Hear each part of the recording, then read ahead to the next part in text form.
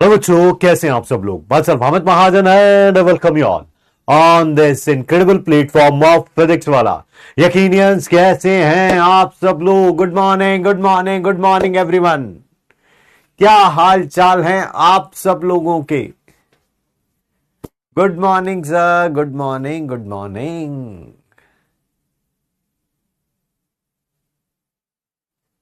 है ना। Yes. New week and लगभग न्यू ये चैप्टर अपना भी दूसरी ही क्लास है ना। जोश वही पुराना है भाई साहब, है ना। जोश में कोई भी कमी नहीं है। यस, राम राम जी, राम राम राम राम। पोल वोल सब आ रहा है भाई। अभी तक देख डाउट आने में शुरू हो गए होंगे, देख।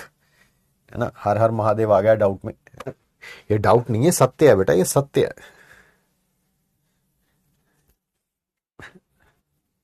सब चल रहा है बेटा। अच्छा, वैसे पोल चल रहा है, ये पता नहीं किस चीज का चल रहा है। हो जाएगा बंद। Yes sir, yes sir, yes sir, yes sir, yes sir. कल का टेस्ट अच्छा हो गया आप लोगों का। नंबर बता रहे हो उनसे तो पता चल ही रहा है कि अच्छा हो गया। और तैयारी करके गए होंगे तो बहुत ही अच्छा हुआ होगा, है ना।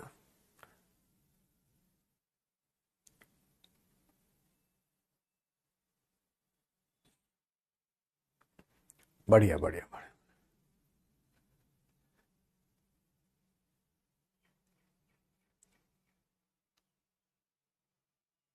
बहुत बढ़िया, बहुत बढ़िया ना, नंबरों से पता चल रहा है। हार्ड था। नंबर तो बड़े अच्छे बता रहे हो अगर हार्ड था तो।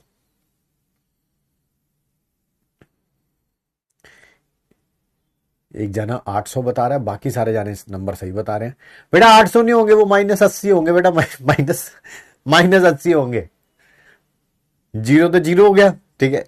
और फिर -80 हो गए होंगे बेटा, +80 नहीं। तुम्हारा मैथ वैसा ही है ना। चलिए, बढ़िया बढ़िया बढ़िया। आइए फिर शुरू करें आज की क्लास। लेक्चर नंबर 2 है। बहुत ही इंटरेस्टिंग चैप्टर का नाम आपको पता ही है, दैट इज केमिकल इक्विलिब्रियम, ठीक है। And rules to attend the class follow करिए भैया, सिलेक्शन यही कराएंगे, बाकी सब तो मोह माया है बस ना, ठीक है। And yes, there is one big flaw in your preparation and its name is a backlog. Backlog जब आ जाएगा तो उसे हम क्या बोलेंगे, दैट इज नॉट टुडे। आज बैकलॉग नहीं होगा यार, किसी और दिन होगा, होगा नहीं होगा पता नहीं, बट डेफिनेटली आज बैकलॉग नहीं होगा, नहीं होगा, नहीं होगा, ठीक है ना। पूरे चैप्टर में ही नहीं होगा, ये चैप्टर इस वीक खत्म होके आयनिक इक्विलिब्रियम स्टार्ट भी हो जाएगा, बट बैकलॉग नहीं होगा, है ना। अगर आपने बैकलॉग नहीं क्रिएट होने दिया, ठीक है, समझ लीजिए आप 40 to 50% बच्चों से ऑलरेडी आगे निकल जाते हैं, ठीक है। और क्लास के नोट्स प्रॉपरली बनाते हैं जितने आपको रिक्वायर्ड हैं, ठीक है। एंड रिवाइज करते हैं, डीपीपी सॉल्व करते हैं, होमवर्क के क्वेश्चन सॉल्व करते हैं, टेस्ट के लिए जो प्रिपेयर करते हैं, तो समझ लीजिए आप 90 to 95% लोगों से आप आगे चल रहे हैं राइट नाउ फॉर श्योर। ये विद डाटा बोल रहा हूं मैं, ठीक है, क्योंकि हमारे पास टेक है, टेक टीम है हमारी पूरी पूरी। विद डाटा बोल रहा हूं मैं आप लोगों को, ठीक है। आसान काम नहीं है, ठीक है, आसान काम नहीं है पौने 2 घंटे टीचर की बातें सुनना, but you people are doing it consistently, ठीक है। बैकलॉग की वीडियो बना दो सर। बैकलॉग की वीडियो वो कौन सी वीडियो होती है, वो कौन सी वीडियो होती है। पूरा का पूरा चैप्टर पढ़ाया, पढ़ लो। नहीं सर हमें नहीं पढ़ना। बहुत ज़्यादा वीडियो है बेटा, तो समरी लेक्चर से कर लो। नहीं सर समरी लेक्चर बहुत छोटा, अच्छा वो बहुत बड़ा है, समरी लेक्चर बहुत छोटा है, उसके बीच में कुछ चाहिए, उसके बीच में कुछ चाहिए, चलो वो भी कर देते हैं। यूट्यूब पे इसी साल मैंने उम्मीद में आपका पढ़ाया है, some basic concepts of chemistry भी, रेडॉक्स भी, थर्मोडायनेमिक्स, वहां से कर लो। नहीं सर वहां से भी नहीं करना, तो फिर 2026 की तैयारी कर लो, ठीक है। ऐसी कोई टेंशन वाली बात नहीं है। 3 ऑप्शन दे दिया मैंने, कंप्लीट चैप्टर यहां पढ़ाया वो कर लो, समरी लेक्चर शॉर्ट में दिया वो कर लो, नहीं तो उम्मीद में इसी साल मैंने पढ़ाया है, 6 7 8 घंटे में चैप्टर खत्म है, वहां से कर लो। वो भी नहीं करना है तो फिर 26 की तैयारी करो आराम से, ठीक है।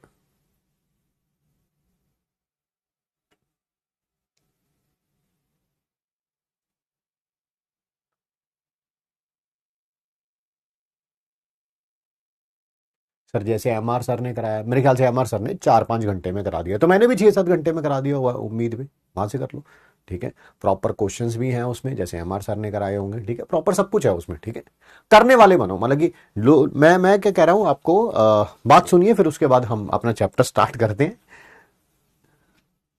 है ना। कल रात को मैं किताब पढ़ रहा था एक, केमिस्ट्री की नहीं, ऐसे जनरल चीज़ों की। पढ़ते पढ़ते, वैसे तो मैं बहुत कॉन्सेंट्रेटेड रहता हूँ जब पढ़ते पढ़ते, बाय चांस ही पढ़ते पढ़ते कुछ ऐसी चीज़ें थी उसमें, मैं पढ़ते पढ़ते आप लोगों के ख्यालों में ही खो गया। ठीक है, मुझे लगा यार अगर यहाँ पर यकीन का बच्चा हो तो वो, मैक्सिमम की बात नहीं कर रहा हूँ, मतलब कि जो ऐसी हरकतों में फंसे हुए हैं, ठीक है, उनकी बात कर रहा हूँ, तो वो क्या करेगा। ठीक है, and there are many thoughts came into my mind, and वो बिल्कुल आप शो कर रहे हैं सामने। ठीक है,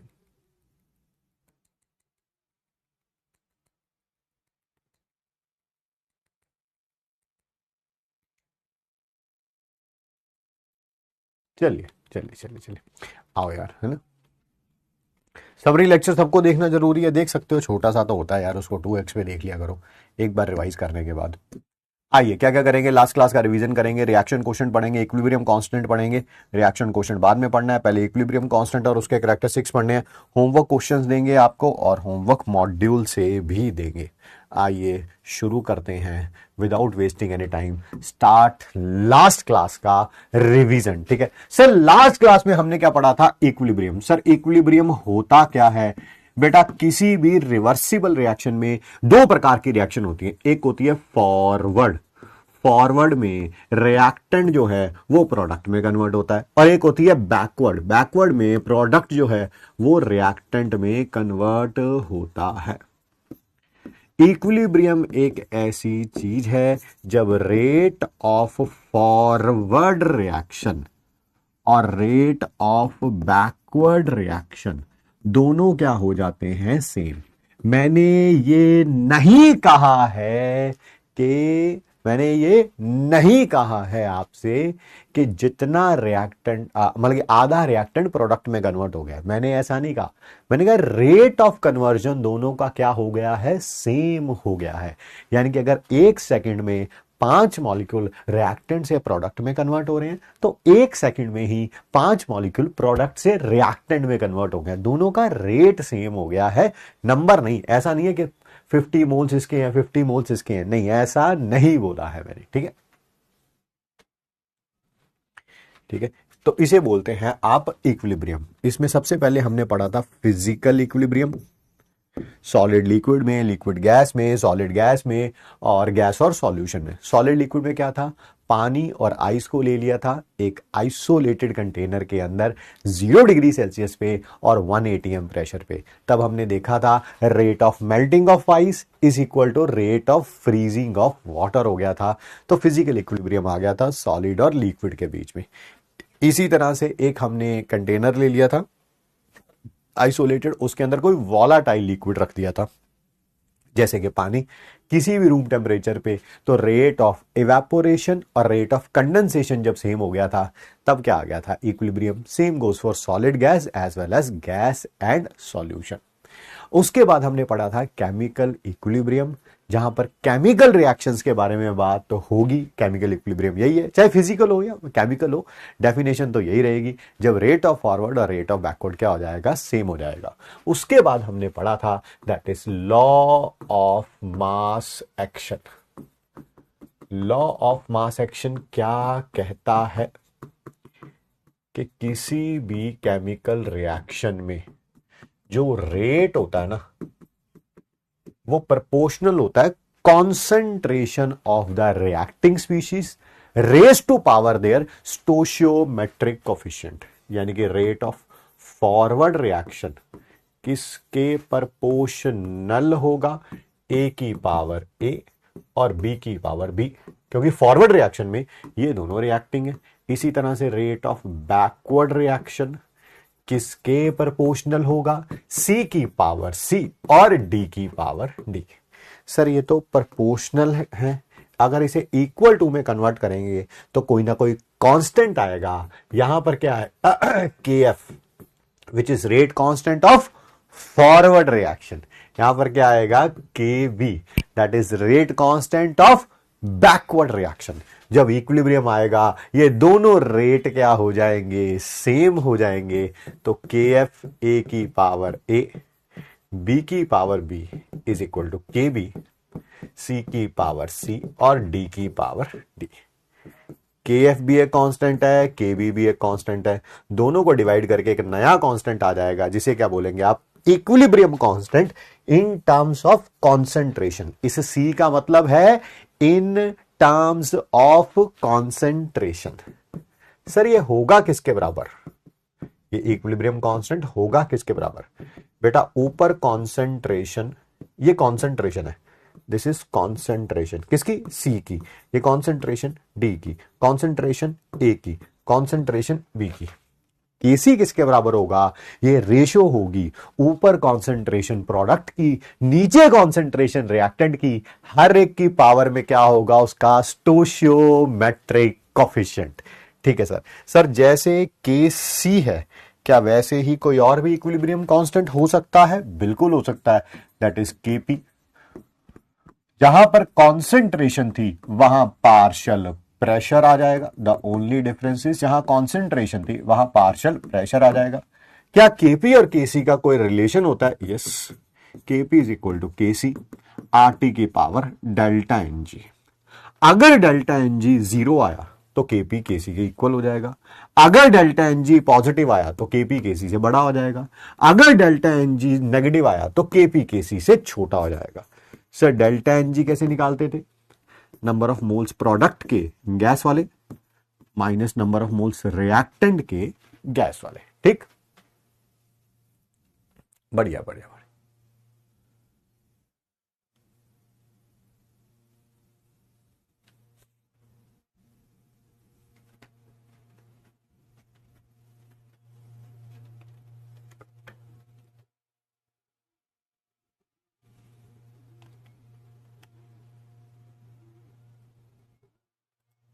hello hello hello hello hello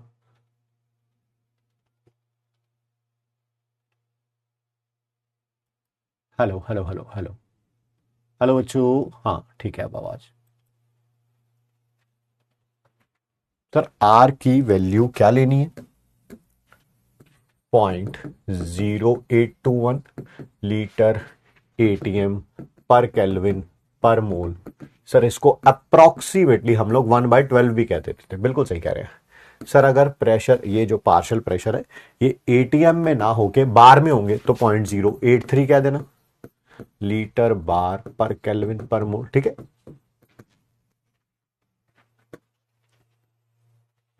आइए बात करते हैं कैरेक्टरिस्टिक्स ऑफ इक्विलिब्रियम कांस्टेंट के बारे में। कैरेक्टरिस्टिक्स ऑफ इक्विलिब्रियम कांस्टेंट के बारे में इधर मैं समझाता जाऊंगा, यहां पर उसका एमआईटी लिखता जाऊंगा, क्योंकि एमआईटी हमें शॉर्ट फॉर्म में लिखने हैं। जितना कंसाइज फॉर्म में लिखेंगे उतना ज्यादा बेटर रहेगा। ठीक है,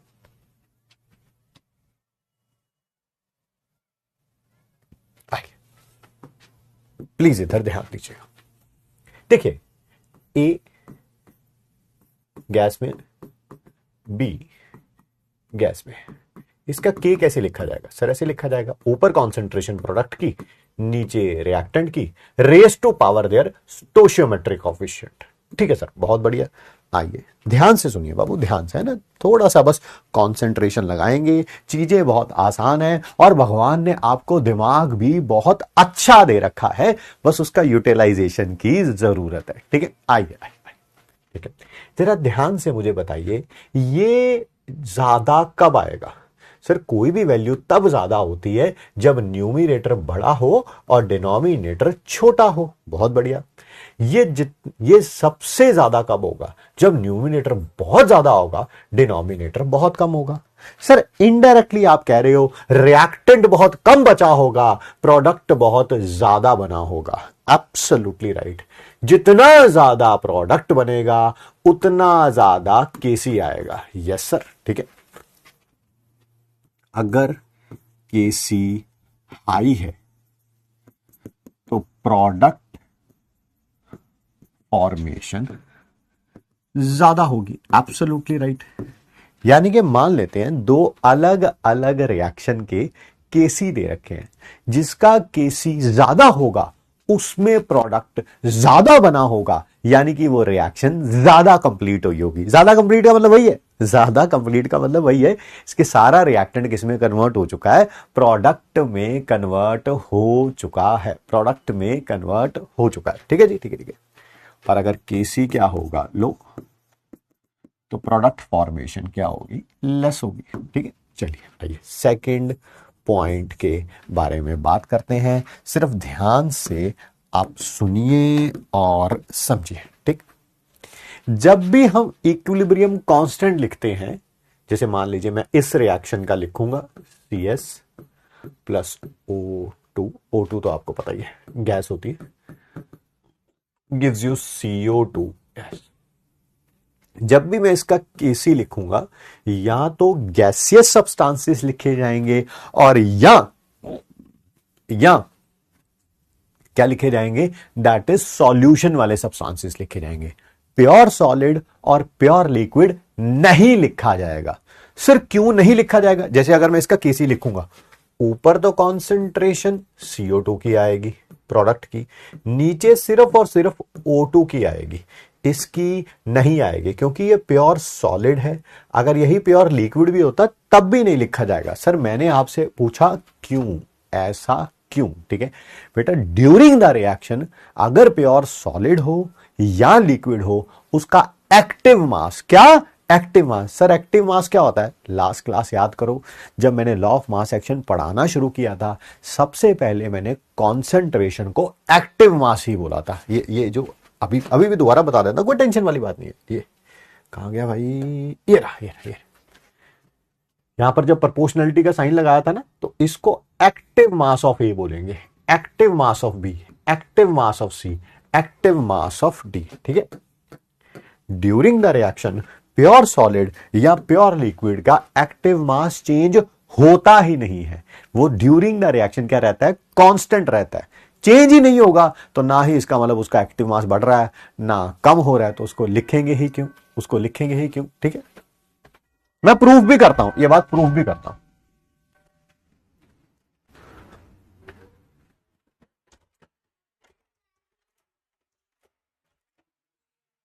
नहीं कहता हूं, नहीं घंटा ना मतलब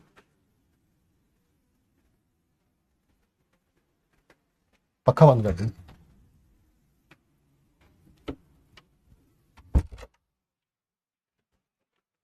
मैं प्रूव करता हूं। While writing equilibrium constant, we only write, सिर्फ किसको लिखते हैं, गैसियस सब्सटेंस को या सॉल्यूशन को। अब वो चाहे एक्वस हो या कोई भी सॉल्यूशन। हम क्या नहीं लिखते हैं,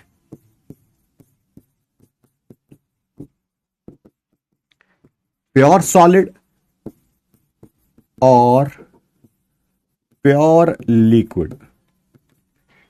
सिर्फ क्यों नहीं लिखते हैं, as their active mass remains. Active mass का मतलब कॉन्सेंट्रेशन ही है, दोबारा रिपीट कर दूं, एक्टिव मास का मतलब कॉन्सेंट्रेशन ही है, remains constant during the reaction.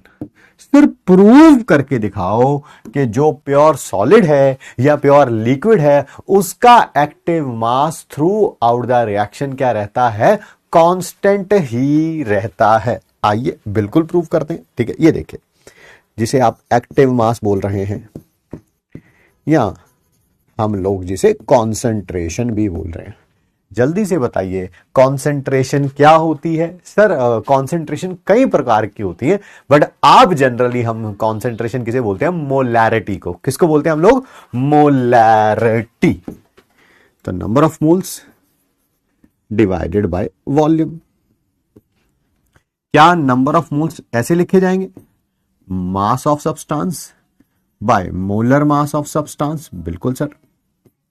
क्या आपको पता है किसी भी चीज का मास और वॉल्यूम से डिवाइड करो, मास को वॉल्यूम से डिवाइड करो, क्या डेंसिटी आती है? डेंसिटी, एब्सोल्युटली यही होता है ना बेटा। मास किसके बराबर होता है? Volume into density. तो डेंसिटी किसके बराबर होगी? That is mass by volume.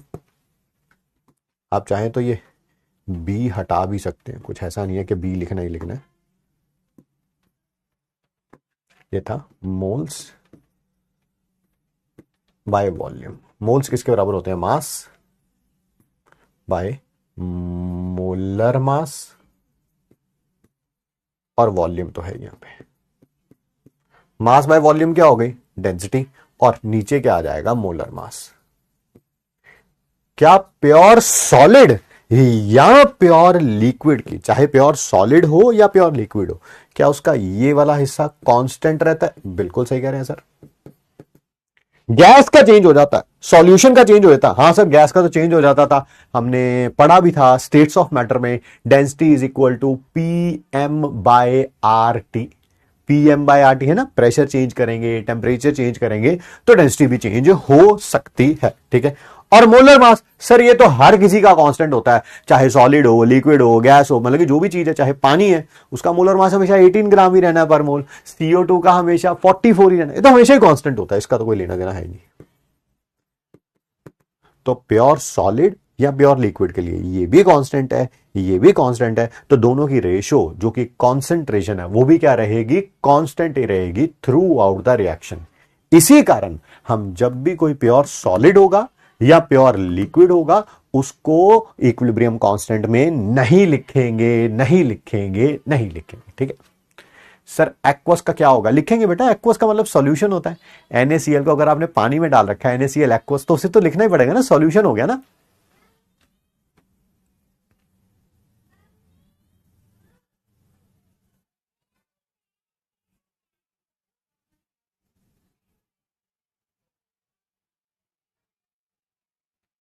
ठीक है जी, आइए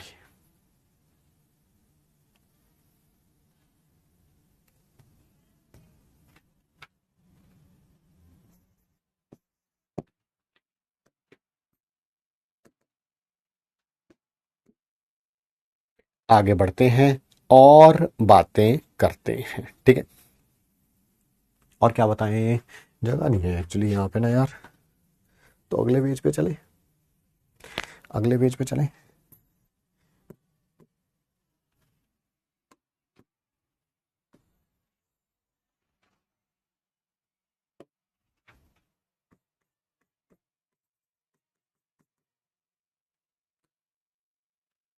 यहाँ पर एक छोटा सा पॉइंट तो आ ही सकता है,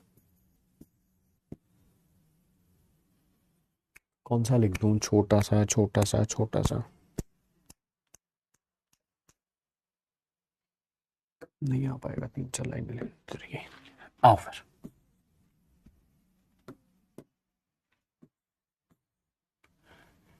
effect of temperature on equilibrium constant. इसको समझाने से पहले एक छोटी सी चीज और बता देता हूं ताकि आपको और ज्यादा क्लैरिटी हो सके। बेटा जब भी इक्विलिब्रियम आ जाता है, कोई भी ऑब्जर्वेबल प्रॉपर्टी आप चेंज कर दो, चाहे प्रेशर, वॉल्यूम, मास, डेंसिटी, जो भी आपके दिमाग में आ रहा है, बहुत सारी ऑब्जर्वेबल प्रॉपर्टीज हो सकती हैं। ऑब्जर्वेबल मतलब जिनको फाइंड आउट किया जा सकता है, ठीक है। कोई भी ऑब्जर्वेबल प्रॉपर्टी आप क्या कर दो? चेंज कर दो, ठीक है। तो इक्विलिब्रियम डिस्टर्ब हो जाता है, यस डिस्टर्ब हो जाता है, बट इक्विलिब्रियम कांस्टेंट पे कोई चेंज नहीं आता। इक्विलिब्रियम कांस्टेंट पे कोई चेंज नहीं आता है। Kp और Kc तब तक चेंज नहीं होंगे जब तक कि टेम्परेचर चेंज नहीं होगा, नहीं होगा, नहीं होगा, ठीक है। At equilibrium any property is changed. कोई भी प्रॉपर्टी आप चेंज कर दो। सर कौन सी प्रॉपर्टी? बेटा डेंसिटी चेंज कर दो प्रेशर वगैरह से, या प्रेशर ही चेंज कर दो, या वॉल्यूम ही चेंज कर दो, ईटीसी और भी हो सकते हैं, एक्सेप्ट टेम्परेचर। टेम्परेचर नहीं चेंज करना, टेम्परेचर नहीं चेंज करना। ऐसा करने से इक्विलिब्रियम डिस्टर्ब हो जाएगा, यस। बट है ना, कैटलिस्ट ऐड कर दो, कुछ भी है ना, कोई भी, but no effect on equilibrium constant, चाहे वो केपी हो या केसी हो। केपी या केसी तब तक चेंज नहीं होंगे जब तक के टेम्परेचर चेंज नहीं होगा, नहीं होगा, नहीं होगा। ठीक है सर, इसका मतलब टेम्परेचर चेंज करने से इक्विलिब्रियम कांस्टेंट चेंज होता है, यस। तो सर फिर बताओ टेम्परेचर इंक्रीज करने से क्या इक्विलिब्रियम कांस्टेंट बढ़ जाता है या कम हो जाता है? वही पढ़ने लगे हम नेक्स्ट पॉइंट में। बहुत इंपॉर्टेंट पॉइंट है, जो हालांकि ये वाले एमआईटी भी इंपॉर्टेंट है, बट ये वाले ज्यादा इंपॉर्टेंट है, ज्यादा इंपॉर्टेंट। तो ध्यान से सुनिएगा, समझिएगा। क्या लिखेंगे हम? Effect of temperature on equilibrium constant. Sir कौन सा, केपी या केसी? एक ही बात है। एक इक्वेशन है, लिखिए, P is equal to K E की power minus delta H by R T. P क्या है? प्रेशर है। सॉरी, ये क्या लिख दिया मैंने? K is equal to A E की power minus delta H by R T. Sir K क्या है? Equilibrium constant at this temperature. ठीक है, ए कांस्टेंट है, कांस्टेंट है। डेल्टा एच क्या है? सर उस रिएक्शन का एंथैल्पी चेंज। आपको पता है इतना सा हिस्सा, ये जिसको मैंने सर्कल किया है, सर पॉजिटिव भी हो सकता है, नेगेटिव भी हो सकता है। ऑब्वियसली सर वो रिएक्शन एक्सोथर्मिक होगी तो डेल्टा एच नेगेटिव होगा, अगर वो रिएक्शन एंडोथर्मिक होगी तो इतना सा हिस्सा, इतना सा हिस्सा, ये पॉजिटिव होगा एंडोथर्मिक में और नेगेटिव होगा किसमें? एक्सोथर्मिक में। ठीक है, एक्सोथर्मिक में। ठीक,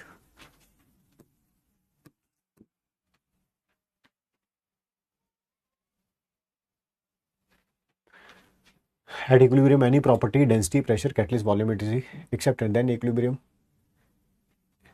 is disturbed। डेंसिटी लिख दिया मैंने, डिस्टर्ब्ड आना था बेटा, है ना,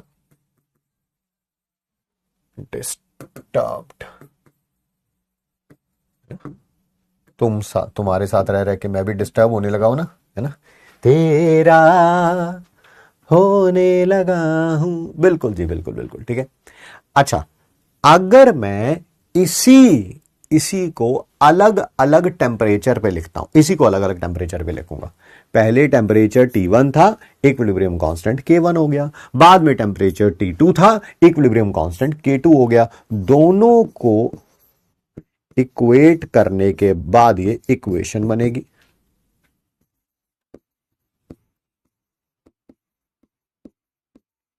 one by T1 minus 1 by T2। ठीक है,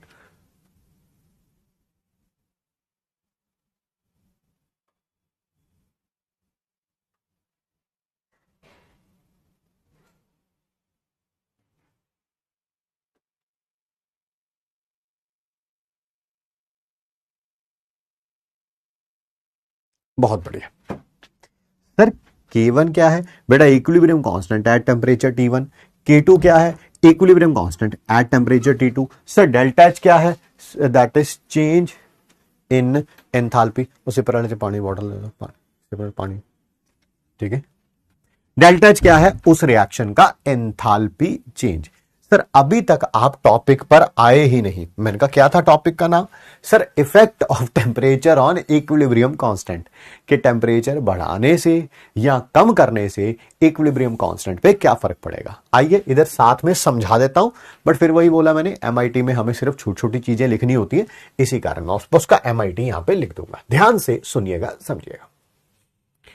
इक्वेशन लिख दी, log K2 by K1 delta H upon 2.303 R 1/T1 minus 1/T2। ध्यान से सुनिएगा, अगर T2 ग्रेटर देन T1 है, सर सीधा सीधा बोलो ना, आपने किसी रिएक्शन का टेम्परेचर इंक्रीज कर दिया है। पहले वही रिएक्शन जो है 400 केल्विन पे हो रही थी, अब वही रिएक्शन 500 केल्विन पे हो रही है। बहुत बढ़िया सर, बहुत बढ़िया सर। ऐसा ही काइनेटिक्स में भी है, बिल्कुल है जी, बिल्कुल है, बिल्कुल है, ठीक है ना। आई T2 is greater than T1, आपने टेम्परेचर इंक्रीज कर दिया, नो इश्यूज। सर रिएक्शन कौन सी है? दो ही प्रकार की हो सकती हैं, या एंडोथर्मिक या एक्सोथर्मिक। नहीं नहीं, तीसरी भी तो हो सकती है जिसका डेल्टा एच 0। अरे वाह भाई, अगर तुमने ऐसा सोच लिया ना, दिमाग चलना शुरू हो गया तुम्हारा। चलो पहले एंडोथर्मिक के लिए पढ़ते हैं, एंडो के लिए पढ़ते हैं, एंडो के लिए। सर एंडो का मतलब है डेल्टा एच पॉजिटिव होगा। शाबाश, आ जा इधर। लेफ्ट हैंड साइड को मैंने एज इट इज लिख दिया, लिख दिया। क्या ये पॉजिटिव है? यस। पॉजिटिव को इससे डिवाइड करूंगा तब भी क्या रहेगा? पॉजिटिव ही रहेगा। देखो देखो देखो देखो देखो देखो, सुबह हो गई। इधर ध्यान दो, इधर ध्यान दो। डिनोमिनेटर बड़ा होता है तो वैल्यू छोटी हो जाती है। डिनोमिनेटर बड़ा होता है तो वैल्यू छोटी हो जाती है। T2 बड़ा है, T1 छोटा है। T2 बड़ा होने के कारण ये वैल्यू, ओए ओए ओए, ठीक है। ये क्या हो गया? छोटा, ये बड़ा। बड़े में से कोई छोटी चीज माइनस करो तो पॉजिटिव आता है। यस, ये हिस्सा भी पॉजिटिव। इसको मल्टीप्लाई किया पॉजिटिव से तो क्या आएगा? पॉजिटिव को पॉजिटिव से मल्टीप्लाई करो, पॉजिटिव आता है। नहीं नहीं सर, रिया को पीटो, दोबारा बताओ। दोबारा बताएंगे, दोबारा बताएंगे, बट सुन लीजिए, सुन लीजिए। टेम्परेचर हमने इंक्रीज किया है, यानी कि T2 ग्रेटर देन T1 है। ठीक बेटा, जब भी डिनोमिनेटर बड़ा होता है वैल्यू छोटी होती है। ठीक है, ये डिनोमिनेटर बड़ा तो ये वाली वैल्यू छोटी है, ये छोटी वैल्यू है, ये बड़ी वैल्यू है। बड़ी वैल्यू में से छोटी वैल्यू माइनस करो, 5 में से 3 माइनस करो, क्या आता है? 2 आता है सर। बिल्कुल बिल्कुल, तो यानी कि पूरा हिस्सा पॉजिटिव है। ये पॉजिटिव, ये पॉजिटिव था, ये तो ऑलरेडी पॉजिटिव था क्योंकि डेल्टा एच पॉजिटिव है। पॉजिटिव को पॉजिटिव से मल्टीप्लाई करेंगे तो क्या आएगा? पॉजिटिव आएगा। हाँ, अब ठीक है सर, अब समझ आ गया ना। रिया को पीट देते हैं तो सब समझ आ जाता है, गुस्सा निकल जाता है ना, गुस्सा निकल जाता है तुम्हारा, है ना। वो बेचारी की हालत खराब हुई पड़ी है। पॉजिटिव को पॉजिटिव से मल्टीप्लाई करेंगे, कुछ ना कुछ पॉजिटिव आएगा। मैंने उसे प्लस एक्स लिख दिया, कुछ भी हो सकता है, +50 +93, कुछ भी होगा पॉजिटिव ही। क्या ये पता है log m minus log n? Yes sir, log m by n क्या होता है? log m minus log n। बहुत बढ़िया जी। क्या log k2 इसी के बराबर आ जाएगा? log k1 plus x. Yes sir, साफ पता चल रहा है यहां पर कि K2 जो है वो K1 से बड़ा है। K2 जो है वो K1 से बड़ा है। ठीक है,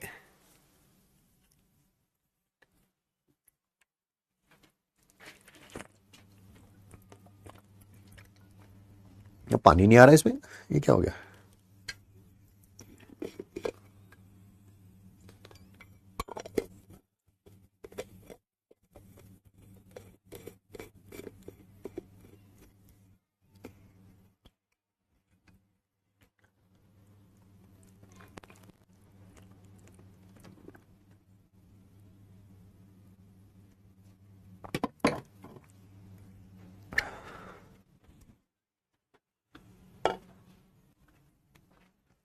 पढ़ाने से ज्यादा इंटरेस्ट जो है बाकी चीजों में लगे रहिए बेटा। आपकी भगवान हर इच्छा पूरी करे।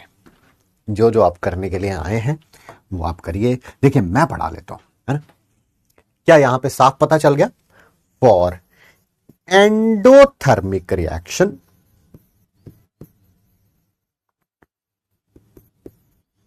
एंडोथर्मिक का मतलब पता ही है, डेल्टा एच क्या होगा? पॉजिटिव।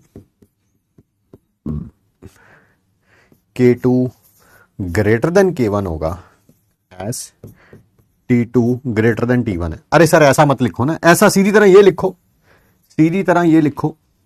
अगर टेम्परेचर इंक्रीज होगा तो K भी क्या होगा? इंक्रीज होगा। Absolutely right. अगर टेम्परेचर डिक्रीज होगा तो K भी क्या होगा? डिक्रीज होगा। ये साफ पता चल रहा है। देखो हमने टेम्परेचर इंक्रीज किया था तो K भी इंक्रीज हो गया। सर अब एक्सोथर्मिक के लिए पढ़ाओ। अरे यार ये समझ आ गया, तो एक्सोथर्मिक में बस ये वाला हिस्सा नेगेटिव ही तो होना है। ओए लल्लू, ओ लल्लू भाई, एक्सोथर्मिक में क्या हो जाएगा, डेल्टा एच नेगेटिव हो जाएगा। नेगेटिव को किसी भी चीज से डिवाइड करोगे वो नेगेटिव ही रहेगा। यस सर, ये वाला हिस्सा नेगेटिव है, ये नेगेटिव है। और ये तो पॉजिटिव था ही, वो तो पता ही है, T2 ग्रेटर देन T1 है, ये छोटा होगा ये बड़ा होगा।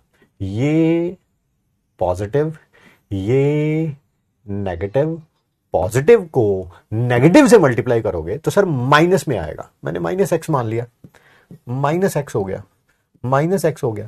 सर साफ पता चल रहा है टेम्परेचर इंक्रीज करने पर इक्विलिब्रियम कांस्टेंट कम हो गया है ना, कुछ वैल्यू सब्ट्रैक्ट कर दिया ना, सब्ट्रैक्ट कर दिया। Absolutely right, well done.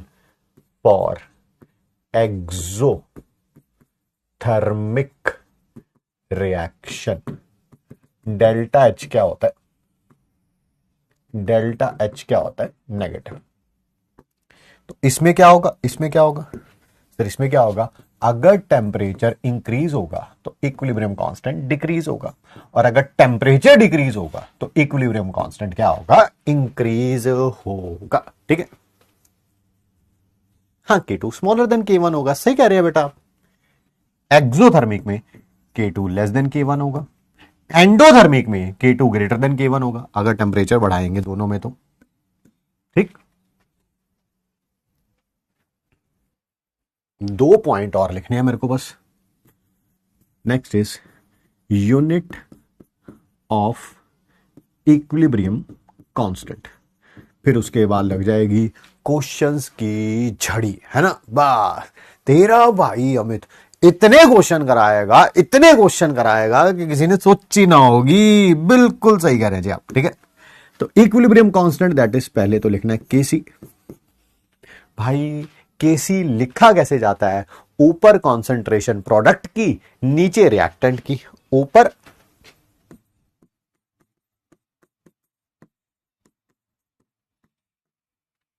देखो केसी कैसे लिखा जाएगा, ऊपर प्रोडक्ट की कॉन्सेंट्रेशन, नीचे रिएक्टेंट की, raise to power their stoichiometric coefficient. Sir stoichio, ये वही उन्हीं की कॉन्सेंट्रेशन लिखी गई है, या तो गैस में जो है या सॉल्यूशन में है। प्योर सॉलिड और प्योर लिक्विड को तो लिखना ही नहीं है बिल्कुल। क्या आपको पता है कॉन्सेंट्रेशन का यूनिट क्या होता है, सर मोल पर लीटर। ऊपर मोल पर लीटर की पावर भी, नीचे मोल पर लीटर की पावर ए। बिल्कुल सही है सर। सर जब ये ऊपर चला जाएगा तो क्या हो जाएगा, मोल पर लीटर बी इंटू मोल पर लीटर की पावर माइनस ए। तो सर मोल पर लीटर कॉमन निकाल लेना, बी माइनस ए।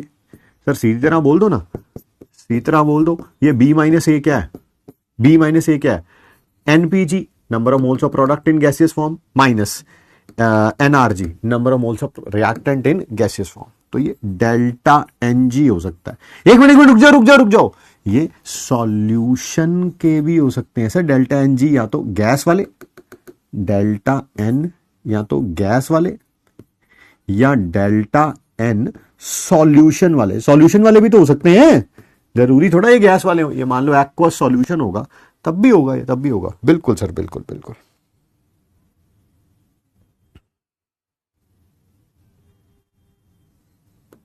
इसको थोड़ा अच्छे तरीके से लिख लें, ये सही नहीं लग रहा। यहां कर देते हैं गैस और सॉल्यूशन, या तो गैस वाले या सॉल्यूशन वाले, है ना। वहां पर ऐसा लग रहा था आइदर गैस वाले, मतलब कि अलग अलग है, या तो गैस वाले लेने हैं या सॉल्यूशन वाले लेने हैं, दोनों लेने हैं, दोनों लेने हैं, दोनों दोनों दोनों।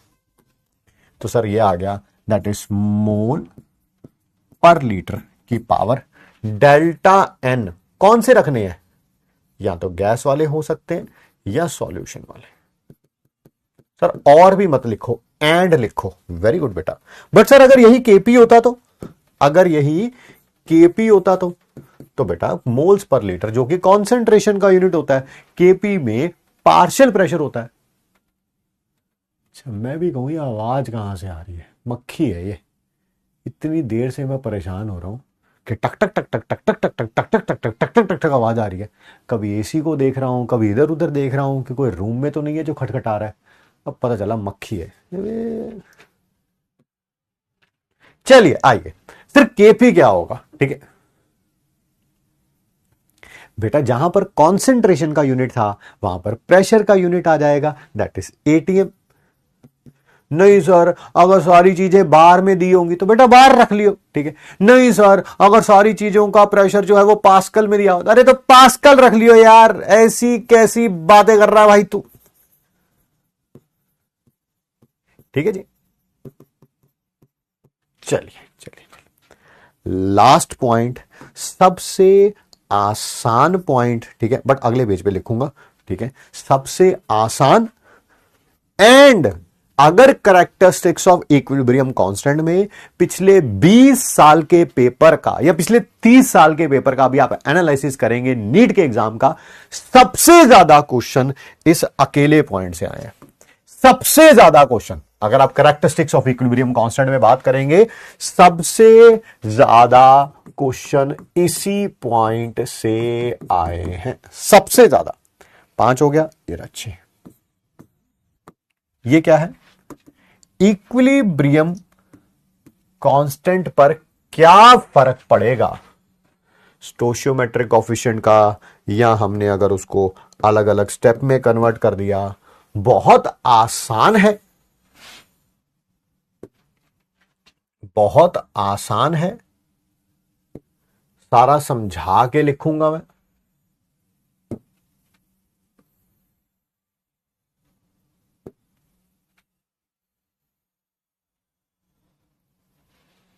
और इसके ऊपर अनगिनत क्वेश्चन आए हैं भाई, काउंटिंग ही नहीं है। पिछले 20 सालों में मेरे को लग रहा है इस सिंगल टॉपिक पे ही शायद 5-6 बार क्वेश्चन आ चुका है, which is like 1/3 of the probability. हर दूसरे तीसरे साल इसमें से क्वेश्चन पूछा ही जा रहा है। हाँ,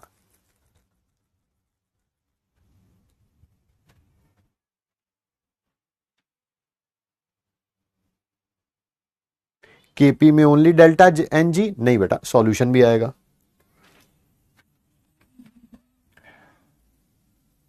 अगर रिएक्शन में क्या चेंज लाया जाए तो इक्विलिब्रियम कांस्टेंट पे क्या फर्क पड़ेगा, नया इक्विलिब्रियम कांस्टेंट पे क्या फर्क पड़ेगा, दैट इज के डैश क्या होगा। समझा रहा हूं आराम से। पहला पॉइंट, अगर आपने रिएक्शन को रिवर्स कर दिया, sir what do you mean by reverse कर दिया? बेटा रिएक्टेंट को प्रोडक्ट की जगह लिख दिया, प्रोडक्ट को रिएक्टेंट की जगह लिख दिया। अच्छा अच्छा अच्छा, यानी कि ए गिव्स यू बी था, अब क्या हो गया, बी गिव्स यू ए। ये मतलब है रिवर्स करने का, ठीक है। तो इक्विलिब्रियम कांस्टेंट पे क्या फर्क पड़ेगा, वो पुराने वाले का रेसिप्रोकल हो जाएगा, पुराने वाले का रेसिप्रोकल हो जाएगा। अगर ये के था, इसका इक्विलिब्रियम कांस्टेंट के डैश है, तो नया इक्विलिब्रियम कांस्टेंट पुराने वाले का रेसिप्रोकल हो जाएगा। सर मैं नहीं मानता, प्रूफ करके दिखाओ। वो मैं एमआईटी के बाहर प्रूफ कर देता हूं। लिखो भाई, इसका के लिखो, सब कुछ गैस में है, ए बी और बी भी, ये आ गया। चलो के डैश लिखो, इसका इक्विलिब्रियम कांस्टेंट, आपने रिएक्शन को रिवर्स कर दिया। सर अब मेरे को बात समझ आ रही है कि के डैश जो है वो के का रेसिप्रोकल है। Now I can get it, now I can get it, है ना। इसका इनवर्स कर दूंगा, प्रोडक्ट ये न्यूमिनेटर को डिनोमिनेटर में ले जाऊंगा, डिनोमिनेटर को न्यूमिनेटर में ले जाऊंगा, तो ये बन जाएगा, बिल्कुल बिल्कुल रेसिप्रोकल है। अब ठीक है सर, अब ठीक है। नेक्स्ट, अगर stoichiometric coefficient is multiplied by n, जहां पर n क्या हो सकता है, ग्रेटर देन, ऐसे लिख देता हूं, n can be greater than और लेस देन 1। सर क्या मतलब है, मुझे समझ नहीं आया, समझा रहा हूं, समझा। पहले रिएक्शन क्या थी, A gives you B, इसका इक्विलिब्रियम कांस्टेंट के था। अब क्या कर दिया आपने, स्टोशियोमेट्रिक कोएफिशिएंट को n से मल्टीप्लाई कर दिया, n से मल्टीप्लाइड बाय n। सर ये n क्या है बेटा, ये n जो है ये ग्रेटर देन या लेस देन 1 हो सकता है। इसका मतलब ये 2 3 4 5 6 7 8 ये कुछ भी ऐसा हो सकता है, या 1/2 है ना, लेस देन 1, 1/3, 1/4, 2/5, 6/18, कुछ भी ऐसा भी हो सकता है। तो ठीक है, जो भी होगा, जो नया इक्विलिब्रियम कांस्टेंट आएगा, नया इक्विलिब्रियम कांस्टेंट आएगा, वो पुराने वाले इक्विलिब्रियम कांस्टेंट की पावर में n ही आ जाएगा। अच्छा अच्छा अच्छा, यानी कि अगर 2 से मल्टीप्लाई किया था तो ये स्क्वायर हो जाएगा, यानी कि 2 आ जाएगा, स्क्वायर हो जाएगा। अगर n 3 था तो k का पावर 3, सर क्यूब हो जाएगा, यस। n 4 था तो k की पावर 4 हो जाएगा, बहुत बढ़िया। सर अगर n हाफ था, हाफ, तो k की power half, sir square root हो जाएगा, बिल्कुल। अगर n 1/3 था तो k की पावर 1/3, सर क्यूब रूट हो जाएगा, बिल्कुल। सर इसे प्रूव करके दिखाइए, आइए ना प्रूव करते हैं। क्या इसका इक्विलिब्रियम कांस्टेंट हमने यहां पे लिखा हुआ है, बिल्कुल। इसका इक्विलिब्रियम कांस्टेंट k डैश लिख रहा हूं मैं, क्या वो यही होगा, b की पावर n और a की पावर n, बिल्कुल। क्या इसको ऐसे लिख सकते हैं, ऊपर b नीचे a, पावर में होल n, यस। ये b अपॉन a क्या है, ये b अपॉन a क्या है, सर ये k है, k है। चलो सर ये बात भी प्रूव हो गई, ये बात भी प्रूव हो गई कि जो भी स्टोशियोमेट्रिक कोएफिशिएंट होगा वो पावर में आ जाएगा। अगर ये 2 होगा स्क्वायर हो जाएगा, 3 होगा क्यूब हो जाएगा, 4 हो जाएगा पावर 4 आ जाएगा, हाफ होगा पावर हाफ स्क्वायर रूट हो जाएगा, 1/3 होगा क्यूब रूट हो जाएगा। बहुत बढ़िया सर, बहुत बढ़िया, बहुत ठीक।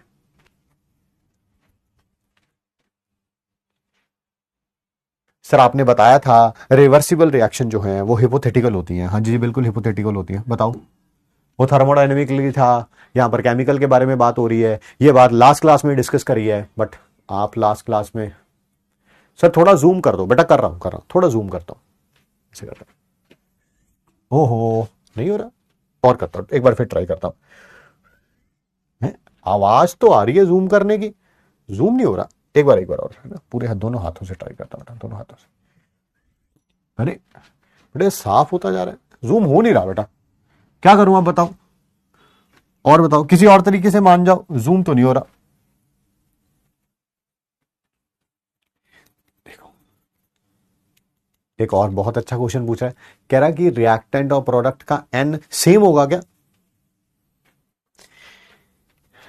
कोई रिएक्शन थी 1A गिव्स यू 2B, इसका k कैसे लिखेंगे, b की पावर 2 a की पावर 1, ठीक। आपने इसको 3 से मल्टीप्लाई कर दिया तो 3 से ये भी मल्टीप्लाई होगा, ये भी मल्टीप्लाई होगा। ऐसा थोड़ा रिएक्टेंट मल्टीप्लाई हो जाएगा, प्रोडक्ट मल्टीप्लाई नहीं होगा, है भाई, ऐसा थोड़ा होगा।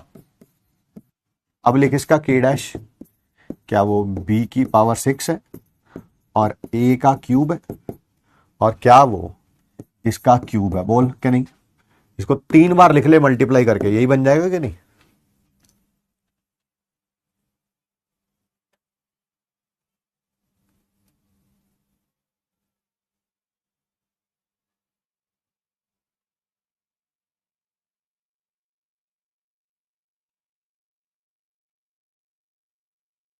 सर एन जीरो को एक्सप्लेन करिए बेटा, हर बात मैं आपके बारे में थोड़ा एक्सप्लेन करूंगा, मैं हर बार मैं आपके बारे में थोड़ा एक्सप्लेन करूंगा।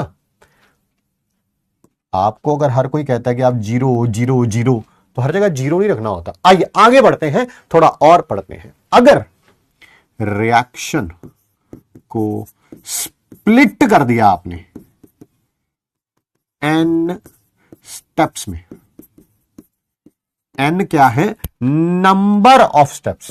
पहले कोई रिएक्शन एक ही स्टेप में हो रही थी, अब वही रिएक्शन 2 स्टेप में हो रही है, या 3 में हो रही है, या 4 में हो रही है, या 5 में हो रही है। सर के की जगह केसी है, कुछ भी हो सकता है, केसी भी केपी भी। अगर ये केसी है, ये भी केसी है, ये केपी है, ये भी केपी है। सर समझाइए इसको, आइए समझाते हैं।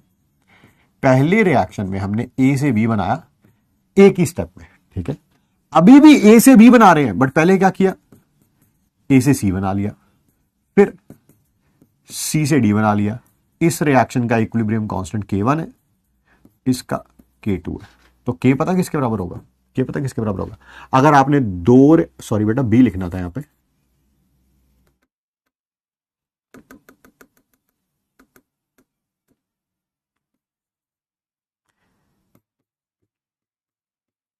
ध्यान सुनिए। इस रिएक्शन में ए से बी बनाना था, एक बार तो एक ही स्टेप में बना लिया, एक बार 2 स्टेप में बनाया। पहले ए से सी बनाया, फिर सी से बी बनाया। सर आपको इस बार K डैश क्या हो जाएगा, that is K is equal to K1 into K2। Sir अगर 3 स्टेप्स में डिवाइड किया होता, यहां पर तो 2 में किया, तो बेटा K3 भी आ जाता। सर 4 में, तो बेटा K4 आ जाता। सर N में किया होता तो Kn आ जाता। उसमें कौन सी बड़ी बात है? सर प्रूफ करके दिखाओ। यहां पर आपने एक रिएक्शन को पहले एक स्टेप में कराया, अब 2 स्टेप्स में कराया, तो आपके अकॉर्डिंग K किसके बराबर आना चाहिए? K1 इंटू K2 आना चाहिए। प्रूफ करके दिखाओ। करके दिखाते हैं ना, आओ।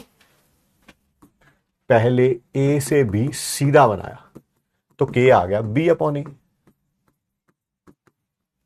और फिर पहले बनाया A से C K1, C से B K2। सर मुझे इन दोनों रिएक्शन से ये रिएक्शन बनानी है भैया, दोनों रिएक्शंस को ऐड कर दो। जैसे ही ऐड करोगे, जैसे ही ऐड करोगे, जैसे ही ऐड करोगे, तो इक्विलिब्रियम कांस्टेंट मल्टीप्लाई हो जाएंगे। हैं?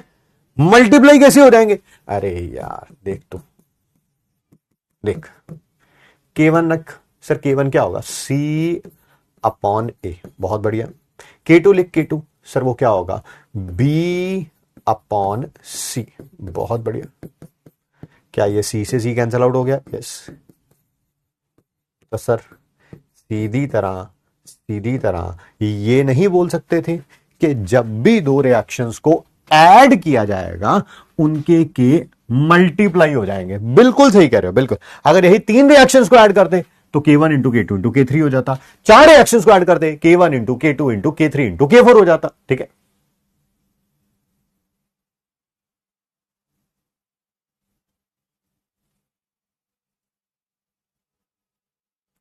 जिन जिनको समझ आ गया है वो चैट बॉक्स में सिर्फ यस लिख सकते हैं, यानी कि वाई। नहीं आया है तो एन लिख सकते हैं, यानी कि एन। नो लिख सकते हैं, यानी कि एन। जल्दी जल्दी please.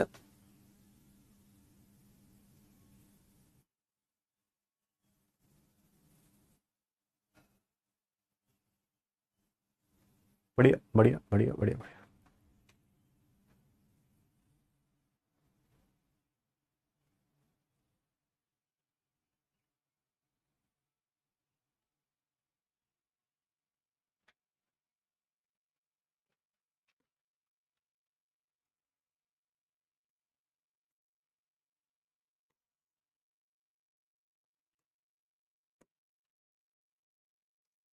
Yes yes yes yes yes, बढ़िया।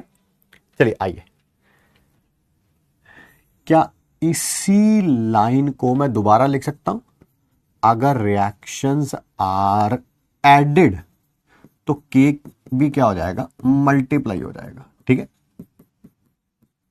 ठीक है, एंड सो ऑन, ऐसे चलता रहेगा। 3 रिएक्शन को ऐड किया तो K1 into K2 into K3, 2 को ऐड किया तो K1 इंटू K2, 4 को किया तो K1 into K2 into K3, and so on चलता रहेगा। वो तो आप डिपेंड कर रहा है। क्या क्वेश्चन खेलना शुरू करें हम लोग? क्वेश्चन खेलना शुरू करें। पहला क्वेश्चन है, अच्छा क्वेश्चन है, और मुझे लगता है ऐसे क्वेश्चन अब अगर आपने कॉन्सेप्ट अच्छी तरह से कर लिया है, MIT आप यहां पे KC है ना, दोनों भी हो सकता है। एक बार और बता दो। हाँ जी, एक बार और बता देते। रिएक्शंस को ऐड करेंगे तो K मल्टीप्लाई हो जाएंगे। हो गया बेटा? पॉइंट 1 एंड 2 समझ नहीं आया? रिएक्शन को रिवर्स कर दो, रिएक्टेंट की जगह प्रोडक्ट, प्रोडक्ट की जगह रिएक्टेंट कर दो, तो इक्विलिब्रियम कांस्टेंट रेसिप्रोकल हो जाता है। अगर स्टोइचियोमेट्रिक कोएफिशिएंट को n से मल्टीप्लाई करोगे, लाइक 2 से 5, 2 से, तो k की पावर में भी 2 आ जाएगा। 5 से मल्टीप्लाई करोगे k की पावर 5 आ जाएगा।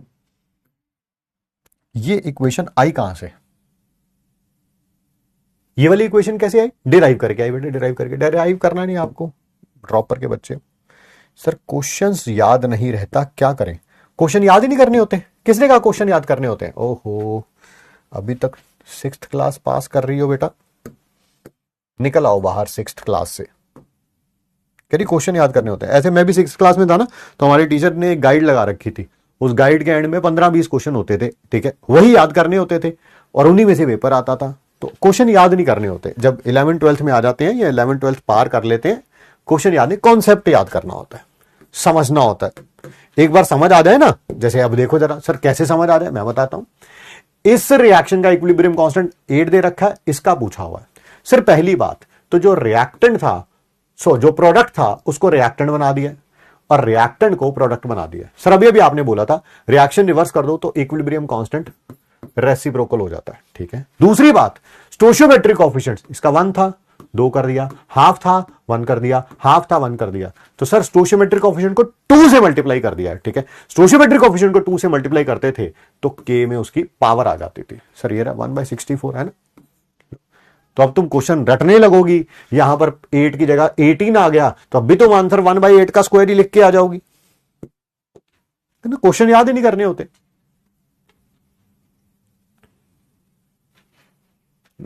कई जाने कहेंगे ना ना ना ऐसी कैसी, ऐसी कैसी। भाई साहब मैं बता दूं, आपको इस बैच में पढ़ते हुए 2 महीने से ऊपर हो गया, थोड़ा लेवल बढ़ाइए अपना। बहुत सारे बच्चों ने बढ़ा लिया है और आप भी बढ़ा सकते हैं, कोई रॉकेट साइंस नहीं है ये। कोई कहे ओ हो पता नहीं कितनी कॉम्प्लेक्स इंटीग्रेशन थी 12 पेज की, मैं कैसे कर पाऊंगा ना, ऐसा कुछ भी नहीं है। आपने प्रोडक्ट को रिएक्टेंट बना दिया, यानी कि आपने रिएक्शन को रिवर्स कर दिया है, प्रोडक्ट को रिएक्टेंट बना दिया, तो इक्विलिब्रियम कांस्टेंट रेसिप्रोकल हो जाएगा, ठीक है सर, यानी कि 1/8 हो जाएगा। दूसरी बात, आपने स्टोशियोमेट्रिक कोएफिशिएंट 1 था उसको 2 कर दिया, 2 से मल्टीप्लाई कर दिया, हाफ को 1 बना दिया, 2 से मल्टीप्लाई कर दिया, हाफ को 1 बना दिया, 2 से मल्टीप्लाई कर दिया। जब भी आप स्टोशियोमेट्रिक कोएफिशिएंट को कुछ भी करेंगे, ए बी की जगह एन ए एन बी कर दिया तो वो इक्विलिब्रियम कांस्टेंट उसमें पावर में आ जाएगा। तो 2 से मल्टीप्लाई किया 2 आ जाएगा, 3 से किया होता 3 आ जाता, 5 से किया होता 5 आ जाता, उसमें कौन सी बड़ी बात है। 1/8 का होल स्क्वायर यानी कि 1/64। अगला क्वेश्चन करिए, एम्स का क्वेश्चन है, एम्स का क्वेश्चन है, जल्दी जल्दी करिए।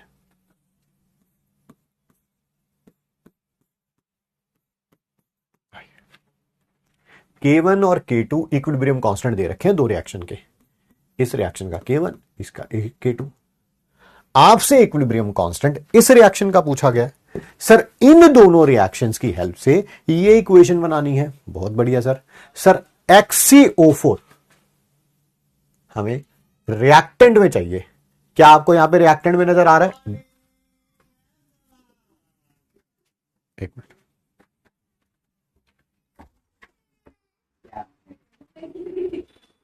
ये क्या था?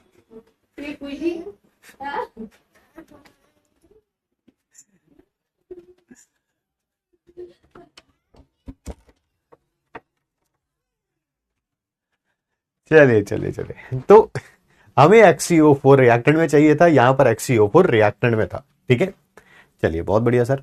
और क्या चाहिए सर आपको। मुझे चाहिए 2HF रिएक्टेंट में।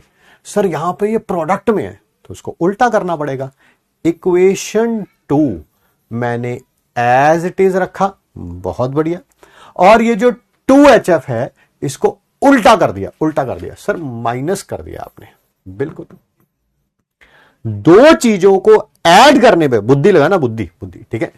दो चीजों को ऐड करने पे इक्विलिब्रियम कांस्टेंट जो हो रहे थे वो मल्टीप्लाई हो रहे थे, मल्टीप्लाई। यहां पर सब्ट्रैक्ट कर रहे हो तो डिवाइड होंगे। नहीं सर मुझे नहीं समझ आया, नहीं समझ, अरे रुक जा रुक जा रुक जा, इतना इतना इतना उतावला नहीं हुआ करते, उतावला नहीं हुआ करते। इक्वेशन 2 एज इट इज लिखी है तो उसका इक्विलिब्रियम कांस्टेंट भी एज इट इज लिख दिया, बहुत बढ़िया।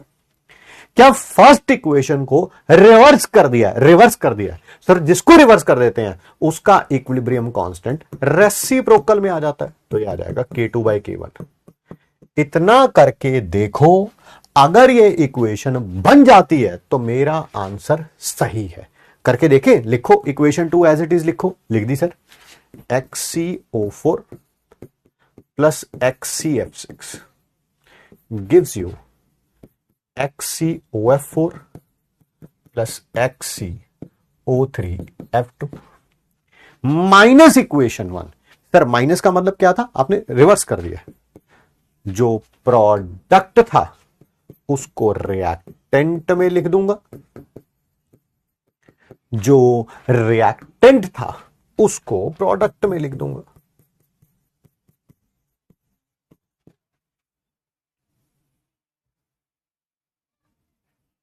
देखो आंसर आ रहा है,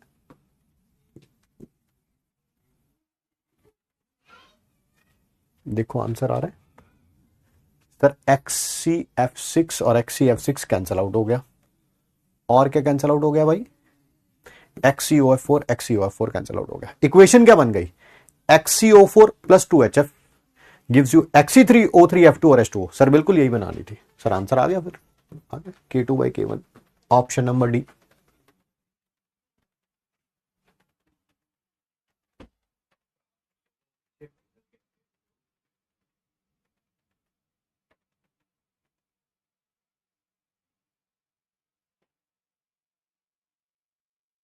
हाँ डी लिख दिया, डी लिख दिया। और करेंगे इसके ऊपर क्वेश्चन तब तक करेंगे जब तक कि आपका कॉन्फिडेंस नहीं आ जाता। ये एम्स 2012 का क्वेश्चन है। आपको तीन रिएक्शंस का इक्विलिब्रियम कांस्टेंट दे रखा है, इसका K1, इसका K2, इसका K3, ठीक है। आपसे इक्विलिब्रियम कांस्टेंट इसका पूछा गया। सर फिर वही बात, आपको इन तीन रिएक्शन से ये इक्वेशन बनानी है। कैसे बनाएंगे, कैसे बनाएंगे आप बताओ। जो रिएक्टेंट में चाहिए, देखो जरा कहां कौन कौन चाहिए आपको रिएक्टेंट में। सर मुझे 2NH3 रिएक्टेंट में चाहिए, रिएक्टेंट में। यहां पर कहीं 2NH3 नजर आ रहा है, यस सर। इक्वेशन 1 में नजर आ रहा है, बट प्रोडक्ट में है सर, है प्रोडक्ट में, हमें रिएक्टेंट में चाहिए। तो इक्वेशन 1 को क्या कर देंगे हम, रिवर्स कर देंगे। रिवर्स सर, रिवर्स करने का मतलब वही है, सब्ट्रैक्ट कर दो, रिवर्स कर दो।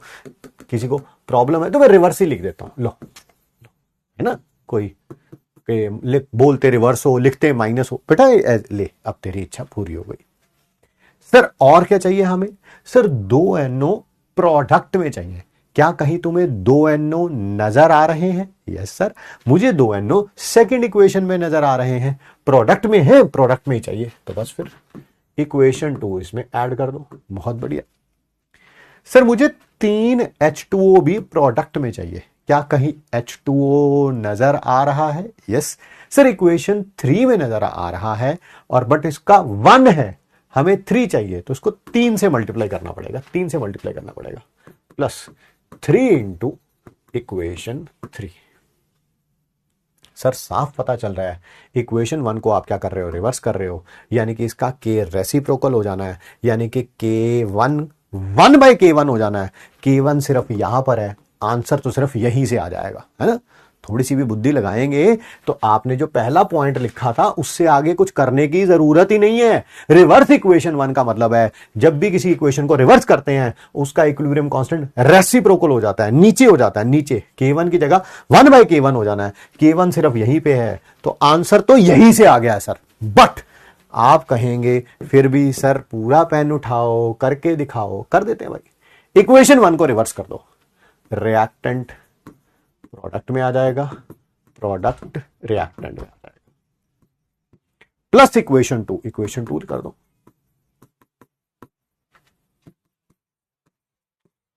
प्लस 3 इंटू इक्वेशन 3, यहां पर आ जाएगा 3H2, 3 से मल्टीप्लाई करूंगा 3/2O2, और यहां 3H2O।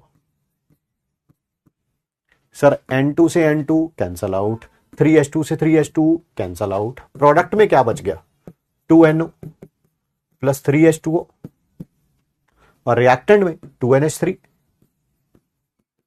3/2O2 और 1/2O2। सर एलसीएम लेंगे 5/2O2 आ जाएगा। ठीक है सर, ठीक है, ठीक है, ठीक।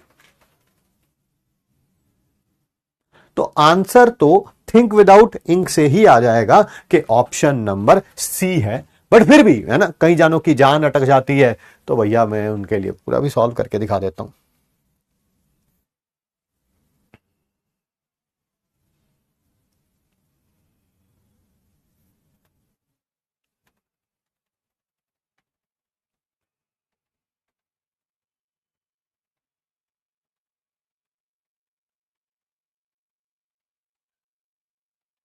और क्वेश्चन करते, बताओ भाई। सिर्फ MIT देखो, आंसर बताओ। MIT देखो, आंसर बताओ, जल्दी जल्दी आंसर बताओ। सर डाउट देख लीजिए, हाँ बेटा देख लेते हैं डाउट। मुश्किल मुश्किल चीजें चल रही हैं तो डाउट तो आएंगे आएंगे। इस क्वेश्चन के बाद देखते हैं डाउट, है ना।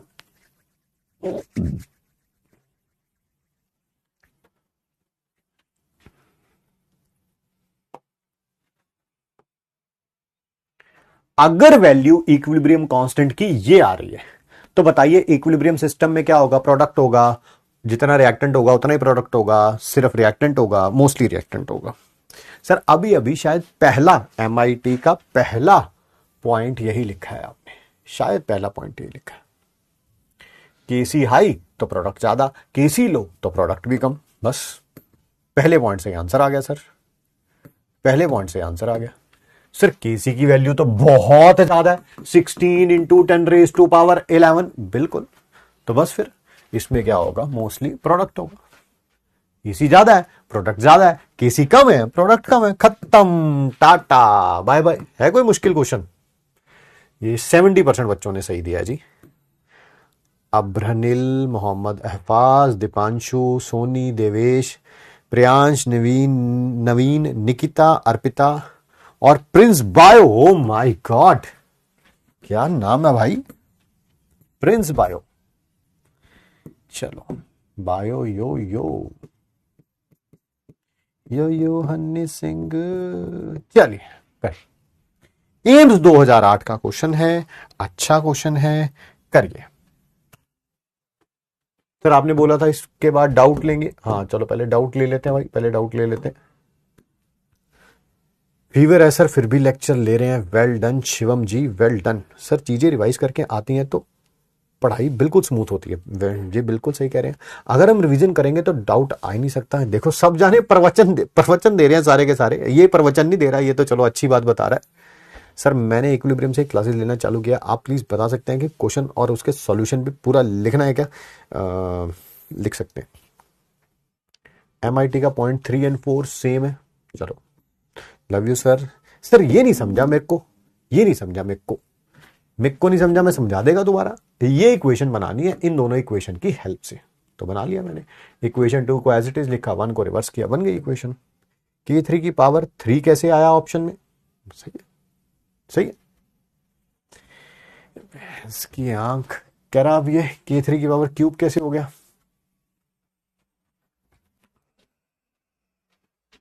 मेरे तो कुछ समझ भी नहीं आता, कभी इधर जाता हूं कभी उधर जाता हूं, कभी लगता है दीवार पे सिर मार ले अपना, फिर मुझे लगता है मेरा दिमाग तो खराब हो जाएगा, इनका तो वैसे भी सही नहीं होना। ये इक्वेशन दे रखी है, मैंने इसको 3 से मल्टीप्लाई कर दिया, 3 से मल्टीप्लाई कर दिया, 3 से। जब स्टोशियोमेट्रिक कोएफिशिएंट को 3 से मल्टीप्लाई करते हैं तो वो पावर में आ जाता है, पावर में K3 का क्यूब हो जाएगा। सर इस क्वेश्चन को रिपीट कर दीजिए, इस क्वेश्चन को रिपीट कर दूं?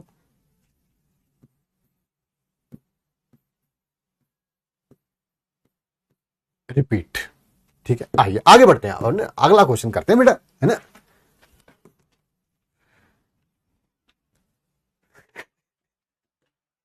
कुछ भी चल रहा है भाई साहब दुनिया में। आइए, ठीक है। बी है जी, बी है, बी है। In which of the following reaction, नीचे दी गई किस रिएक्शन में कॉन्सेंट्रेशन प्रोडक्ट की ज्यादा होगी? सर अभी अभी तो आपने बताया था, एमआईटी का पहला पॉइंट ही यही है कि जिसका के ज्यादा होगा उसमें प्रोडक्ट ज्यादा होगा। के कहां ज्यादा है? यहां ज्यादा है, 0.001, 0.005, 0.01 और 10, ये सबसे बड़ा। आइए अगला क्वेश्चन करिए, अगला। ये तो चलो, नहीं ये होमवर्क में दे दिया था यार मैंने। क्या ये लास्ट क्लास के होमवर्क में था? यस और नो? क्या ये लास्ट क्लास के होमवर्क में था? मैं हटा देता हूं यहां से। क्या ये लास्ट क्लास के होमवर्क में था? Yes no? यस के लिए वाई लिखें, नो के लिए एन लिखें, जल्दी जल्दी लिखें।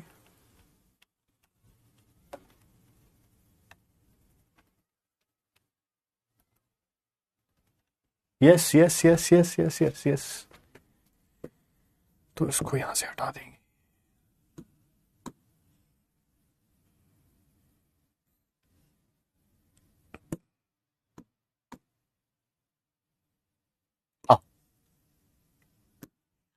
बस एमआईटी देखो, आंसर अपने आप आ जाएगा, आपको किसी प्रकार की कोई भी टेंशन लेने की जरूरत नहीं है। अगला क्वेश्चन करिए।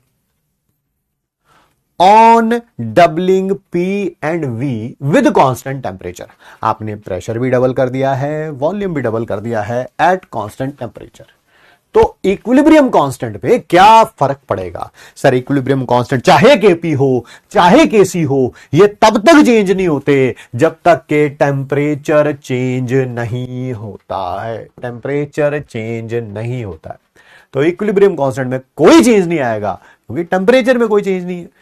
टेम्परेचर में कोई चेंज नहीं है।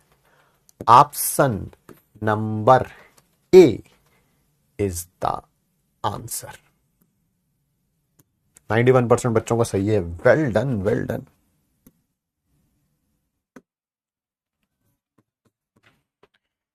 Dissociation constant. डिसोसिएशन का मतलब मेरे ख्याल से सबको पता है, मुझे बताने की जरूरत नहीं है, ठीक है। जब टूटेगा एसिटिक एसिड का और HCN का इतना इतना दे रखा है। आपसे इक्विलिब्रियम कांस्टेंट पूछा हुआ इसका, इनके डिसोसिएशन कांस्टेंट दे रखे हैं CH3COH और HCN के, आपसे इसका पूछा हुआ। कोई बात नहीं, आइए आइए बताइए।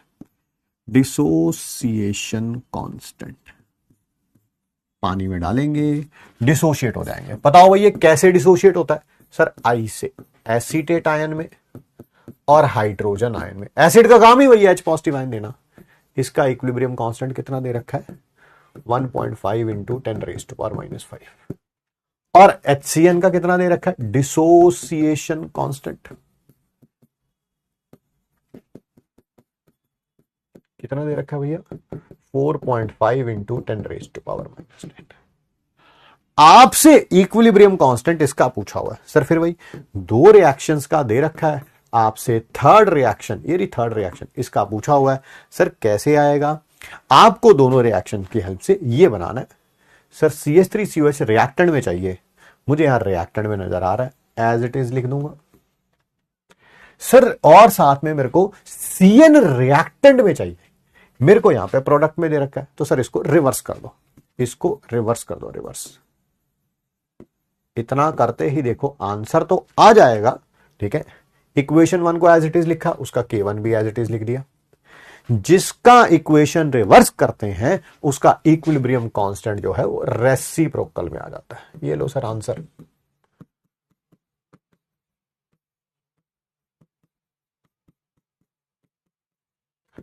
सर ये 1/3 हो जाएगा इंटू 10⁻⁵। कोई ऑप्शन मैच कर रही है 1/3 इंटू 10⁻⁵ से? सर 0.3, तो 3 पॉइंट हो गया ना। हाँ ये रहा option number D, option number D. करके देख लो, चाहे आप देखो इतने से आंसर आ गया, बट फिर भी आपका मन है, आप और टाइम वेस्ट करना चाहते हैं, आप कर सकते हैं। एज इट इज इक्वेशन 1 को लिख दिया, लिख दिया सर। सेकेंड इक्वेशन को रिवर्स कर दिया, यानी कि प्रोडक्ट को रिएक्टेंट में, रिएक्टेंट को प्रोडक्ट में। पहले वाले का प्रोडक्ट नहीं लिखा था, वो भी लिख देता हूं, वो भी लिख देता हूं। और अब देखो क्या ऐसा करने से हमारे पास CH3COH plus cyanide ion HCN plus CH3CO negative हो जाएगा? बिल्कुल। क्या यही इक्वेशन बन गई है? बिल्कुल सर। ठीक है जी, और करना है, और करना है।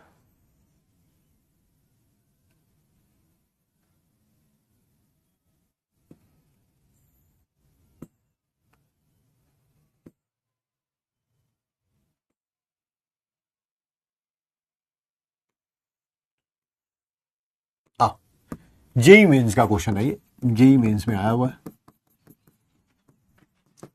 क्वेश्चन। देखो सबके मैंने बोलता मैं लेके आया हूं, वो कोई टेंशन वाली बात नहीं है। चाहे एम्स हो, नीट हो, जेई मेंस हो, NCERT एग्जाम्पलर हो, सब मिलेंगे जी आपको।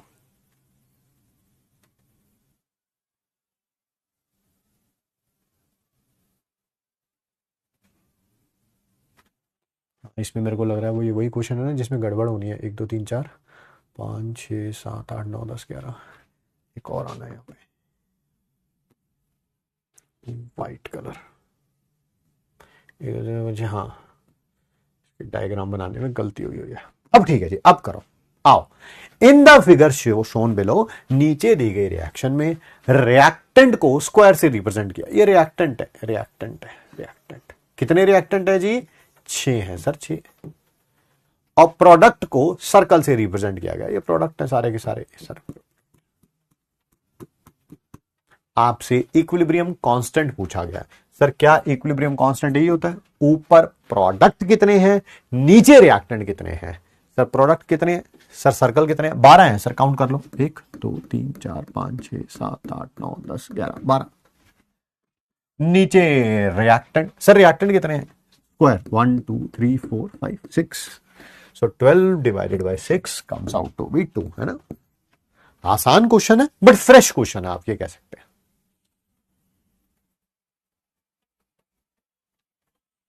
आगे बढ़े, अगला क्वेश्चन करें। लो भाई, एम्स 2013 का क्वेश्चन है। सिंपल, अगर आपको इक्विलिब्रियम कांस्टेंट लिखना आता है तो आप इस क्वेश्चन का आंसर दे सकते हैं। Steam reacts with iron. Iron सबको पता है सॉलिड होता है। आपको ये ना कहने लगे सर लोहा सॉलिड होता है, मुझे तो पता नहीं सर, हमारे यहां तो सब गैस गैस में ही पाया जाता है। वो बेटा पेट में गैस हो रही है, आयरन तो सॉलिड ही होता है बेटा। Iron react with steam. Steam क्या होती है सर? पानी गैस फॉर्म में एट हाई टेम्परेचर, ठीक है, to give hydrogen gas and Fe3O4। अच्छा, एक तो Fe3O4 बनेगा सॉलिड में और साथ में हाइड्रोजन गैस। आपसे इक्विलिब्रियम कांस्टेंट का एक्सप्रेशन पूछा गया है, जल्दी से बताइए इक्विलिब्रियम कांस्टेंट कैसे लिखा जाएगा। सर पहले तो इसको बैलेंस कर लो, 4 है तो 4 4, हाँ 3, बिल्कुल। चलिए आइए, ऊपर क्या लिखेंगे? कॉन्सेंट्रेशन प्रोडक्ट की, नीचे रिएक्टेंट की। ये भी नहीं लिखा जाएगा, ये भी नहीं लिखा जाएगा क्योंकि प्योर सॉलिड्स है। ऊपर आ जाएगा केपी में। सर केपी में आंसर दे रखा है तो पार्शियल प्रेशर हाइड्रोजन का, नीचे पार्शियल प्रेशर H2O का, क्योंकि H2O भी गैस में दे रखा है। पावर इसकी भी 4 है, 4 है, यही है मेरा ऑप्शन नंबर बी। बी है, बी है, बी है, बी है। बहुत बढ़िया, बहुत बढ़िया।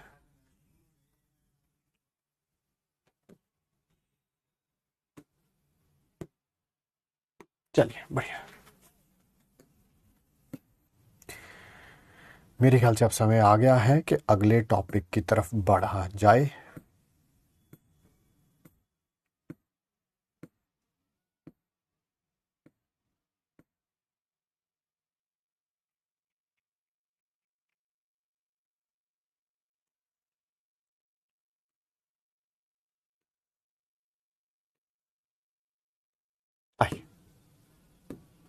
नेक्स्ट बात करेंगे हम रिएक्शन कोशंट के बारे में, जिसको हम QC से भी लिखते हैं। सर ये रिएक्शन कोशंट होता क्या है? बेटा ये बिल्कुल वैसे ही लिखा जाता है जैसे कि इक्विलिब्रियम कांस्टेंट लिखा जाता है, जैसे कि इक्विलिब्रियम कांस्टेंट लिखा जाता है, ठीक है, जैसे कि इक्विलिब्रियम कांस्टेंट लिखा जाता है। जैसे जैसे सर बताना। ये देखो बेटा, कोई रिएक्शन है, A gives you B। KC कैसे लिखा जाता है? सर जी ऊपर कॉन्सेंट्रेशन प्रोडक्ट का, नीचे रिएक्टेंट का, राइज टू पावर स्टोइचियोमेट्रिक कोएफिशिएंट। अरे भैया QC भी ऐसे ही लिखा जाता है, कोनो फर्क नहीं है इसमें, कोनो फर्क नहीं है पाजी, ये दोनों सेम टू सेम होते हैं, ठीक है, तो कोई टेंशन लेने वाली बात नहीं है। ओ बट फर्क क्या होता है? और ये किसी भी टाइम लिखा जा सकता है, किसी भी टाइम लिखा जा सकता है, किसी भी टाइम। सर क्या मतलब? अरे यार वो नहीं होते। देखो मैं बताता हूं, 2 तरह के बच्चे हैं क्लास में। एक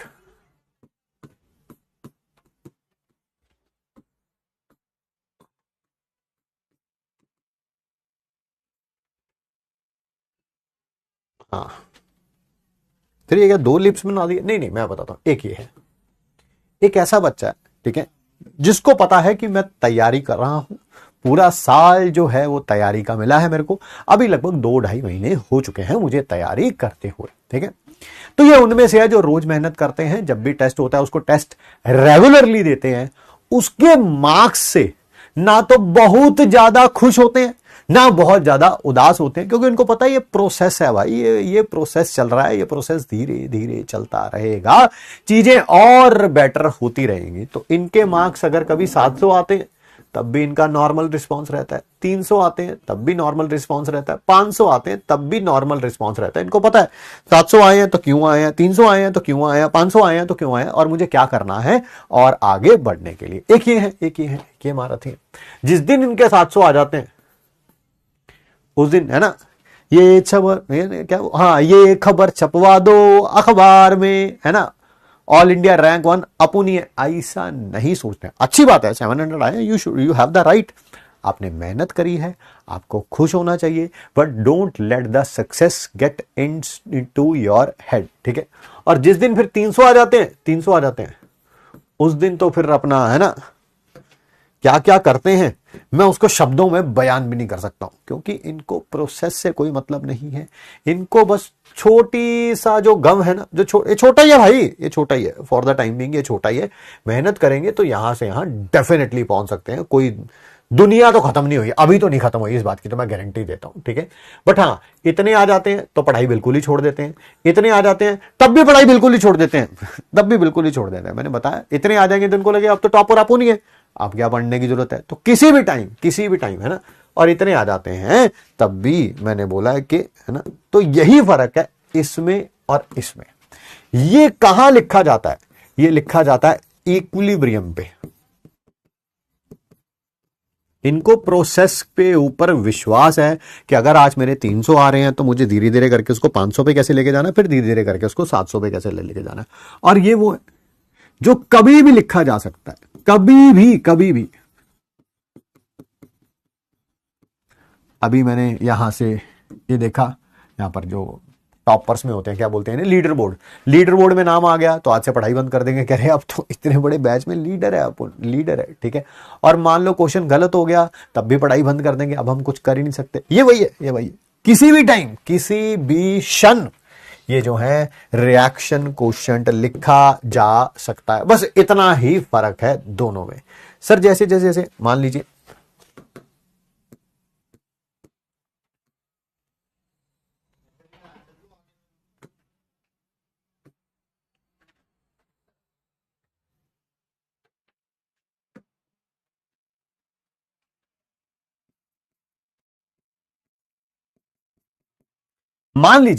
इस रिएक्शन का जो केसी है उसकी वैल्यू है 700, ठीक है। और वो जो केसी आएगा कब, इक्विलिब्रियम आएगा कब, आफ्टर 9 मंथ्स, ठीक है।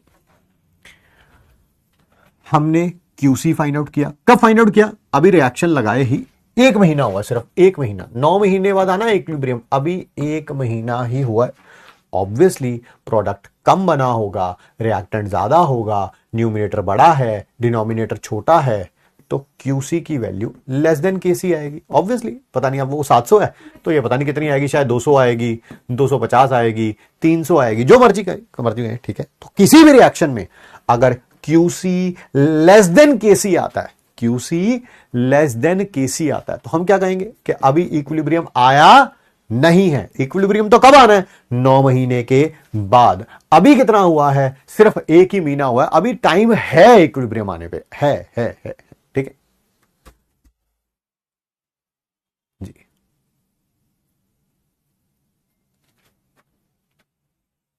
क्यूसी लेस देन केसी, ठीक है जी, ठीक है।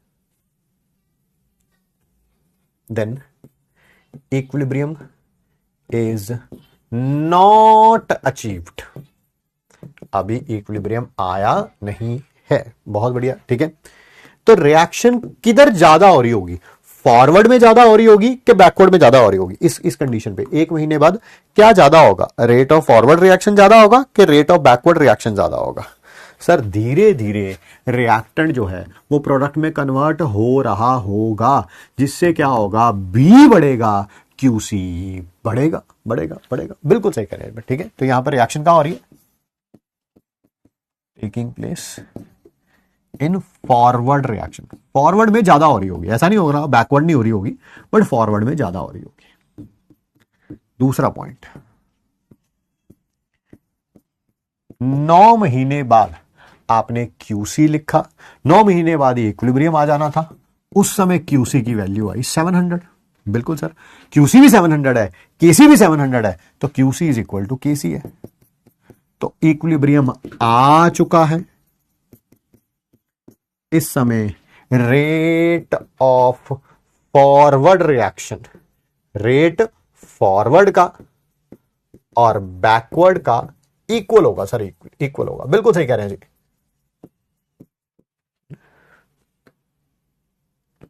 एंड थर्ड, आपने इसी रिएक्शन का क्यूसी लिखा 11 महीने बाद, 9 महीने बाद नहीं, 11 महीने बाद। क्या क्यूसी ग्रेटर देन केसी आएगा? यस और नो, यस और नो, यस और no.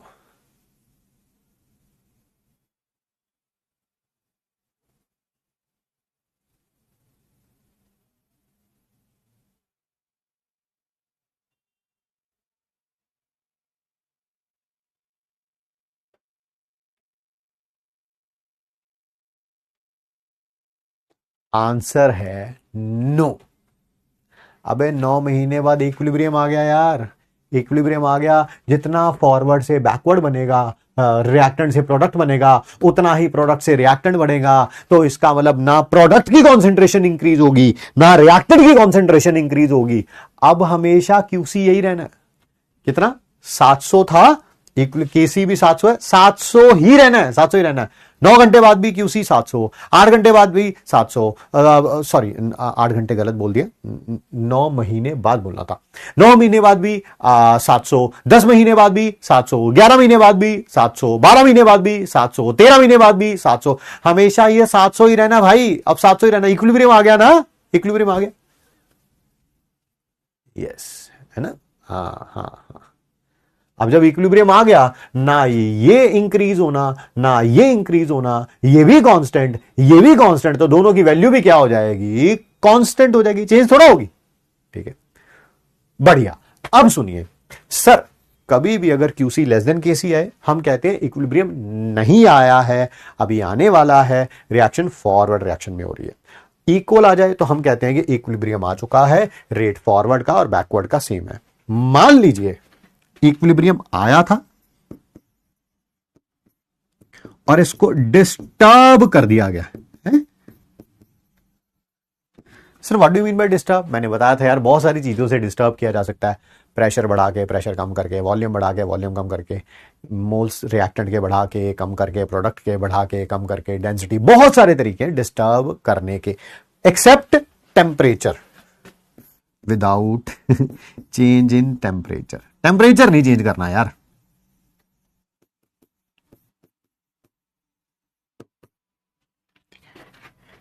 And by doing so, ऐसा करने से क्यूसी केसी से बढ़ गया।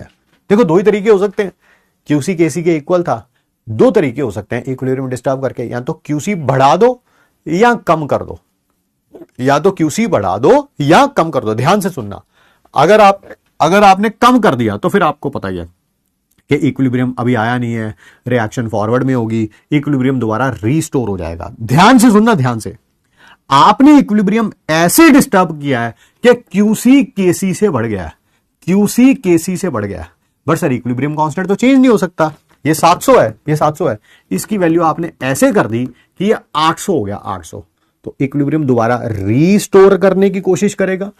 क्यूस, ये केसी है 700, ये क्यूसी है 800। ठीक है, आपने इक्विलिब्रियम ऐसे डिस्टर्ब किया कि प्रोडक्ट बढ़ गया। प्रोडक्ट कैसे बढ़ गया? कैसे बढ़ गया? अरे यार ऊपर से प्रोडक्ट डाल दिया यार तूने, रिएक्शन हो रही थी बीकर में, तूने ऊपर से प्रोडक्ट डाल दिया, बी और डाल दिया, तो बी बढ़ नहीं जाएगा क्या? हाँ बढ़ गया। बी बढ़ जाएगा तो क्यूसी बढ़ जाएगा। हाँ सर बढ़ गया। ठीक है, तो इक्विलिब्रियम डिस्टर्ब हो गया। यस, अब इक्विलिब्रियम किधर जाएगा सर? बैकवर्ड रिएक्शन में जाएगा। कैसे? दोबारा क्यूसी केसी के इक्वल होने के लिए, दोबारा क्यूसी केसी के इक्वल होने के लिए। सर इस पूरे पॉइंट को रिपीट कर दो, है ना? दोबारा मैं रिया को अभी पीट देता हूं, यहां पर जाके इसको खोल के, है ना? थर्ड पॉइंट नॉट अंडरस्टैंड, वही वही वही मेरे को पता है ना? थर्ड पॉइंट ही चल रहा है, मैं जानता था। ठीक है, आइए इक्विलिब्रियम आ गया, आप उसको दो तरीके से डिस्टर्ब कर सकते हैं, या तो क्यूसी को केसी से नीचे कर दो या ऊपर कर दो। आपने नीचे कर दिया तो वो आपको पता ही है रिएक्शन कहां जाएगी, फॉरवर्ड में जाएगी, ठीक है। अभी इक्विलिब्रियम दोबारा रिस्टोर होने की कोशिश करेगा, ये हो चुका, ठीक है। दूसरा तरीका क्या है, क्यूसी को केसी से बढ़ा दो, ये केसी है, ये क्यूसी है, बढ़ा दिया, इक्विलिब्रियम जो है दोबारा रीस्टोर करने की कोशिश करेगा, यानी कि क्यूसी दोबारा नीचे आएगा और केसी के इक्वल हो जाएगा। सर क्यूसी जब नीचे आएगा ये कम होने लगेगा, कब कम होगा, जब बी से ए बनेगा, बी से ए बनेगा, बी कम होता जाएगा, क्यू भी कम होता जाएगा। बहुत बढ़िया सर, यानी कि रिएक्शन बैकवर्ड में हो रही है, एब्सोल्युटली राइट, वही कह रहा हूं मैं। Then to restore the equilibrium, reaction taking place in backward reaction.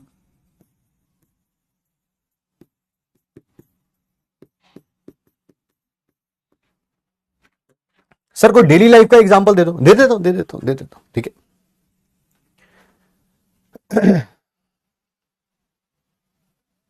हाँ, आपका फोन आपकी गर्लफ्रेंड ने चेक कर लिया है, अब आपने मैसेज डिलीट नहीं किए थे जो किसी और को भी कर रहे हो, तुम्हारा फोन चेक कर लिया, उसमें देखा उसने किसी कोई लड़की है, ठीक है, रिया, उसको मैसेज कर रहे हो तुम, और बस क्या लिखते हो, हाय हेलो कैसी हो तुम, ठीक है। तो आपकी वाली कहती है रिया क्या हो रहा है, कह रहा मैं कौन सा गलत लिख रहा हूं, यही तो पूछ रहा हूं उसे, हाय रिया तुम कैसी हो, तुम ठीक तो हो, ये वो, तो उसकी आपकी वाली को लगता है ठीक है यार कोई बात नहीं, आई मीन इट्स ओके है ना, ये वो कंडीशन है ना। अभी इक्विलिब्रियम आया नहीं है, आपकी वो जो गर्लफ्रेंड है उसको लग नहीं रहा कि कोई गड़बड़ है, ठीक है। फिर एक दिन वो देख देती है कि आपके ही फोन के अंदर दोबारा चेक किया जाता है और उसमें लिखा हुआ है रिया को, रिया नहीं लिखा हुआ है हाय बेबी तुम कैसी हो, ओ पैसा, ठीक है। तब आप पकड़े जाते हैं, आप समझ तो आ नहीं रहा, साला क्या करूं, लिखा तो मैंने बेबी क्या था, बट बोलूं क्या, आप उसी टाइम बाजी पलट देते हो। रिया का घर का नाम बेबी है, ठीक है, मैं उसे बेबी नहीं बुला रहा हूं, उसके सारे घर वाले उसे बेबी ही बुलाते हैं, ठीक है। गर्लफ्रेंड को शक तो होने लगा भैया, शक होने लगा ना, क्यूसी इक्वल टू केसी। अब उसको पता है इसके पापों का घड़ा बिल्कुल भरा पड़ा, इससे आगे कुछ गया तो काम जो हो जाएगा गड़बड़ हो जाएगा, ठीक है।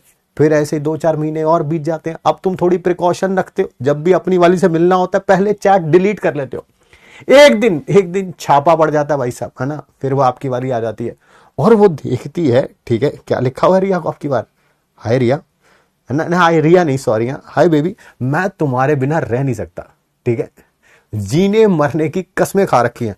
अब तुम्हारी वाली ने मैसेज देख लिया, ठीक है, अब क्या करोगे, अब तुम करोगे डैमेज कंट्रोल, क्या करोगे, डैमेज कंट्रोल करोगे, ठीक है। तुम अपनी वाली को समझा, अरे हे टाइम पास कर रहा था इसके साथ, मैं तो टाइम पास कर रहा था, उसी टाइम है ना, अब सिर के ऊपर से पानी निकल चुका है, अब दोबारा वापस जाना पड़ेगा, कैसे जाओगे, उसी टाइम पहले रिया को फोन, उसी अपनी वाली के सामने फोन करोगे और उसे बोलोगे रिया मैं तुम्हारे साथ सिर्फ टाइम पास कर रहा था, गलती हो गई, I am sorry, I have a girlfriend, phone रखोगे, फिर उसके बाद सारे चैट डिलीट करोगे, नंबर रिया का डिलीट करोगे और अपनी वाली के साथ इक्विलिब्रियम रीस्टोर करने की कोशिश करोगे, है ना, वही हो रहा है यहां पे, वही है थर्ड पॉइंट वही है, ठीक है।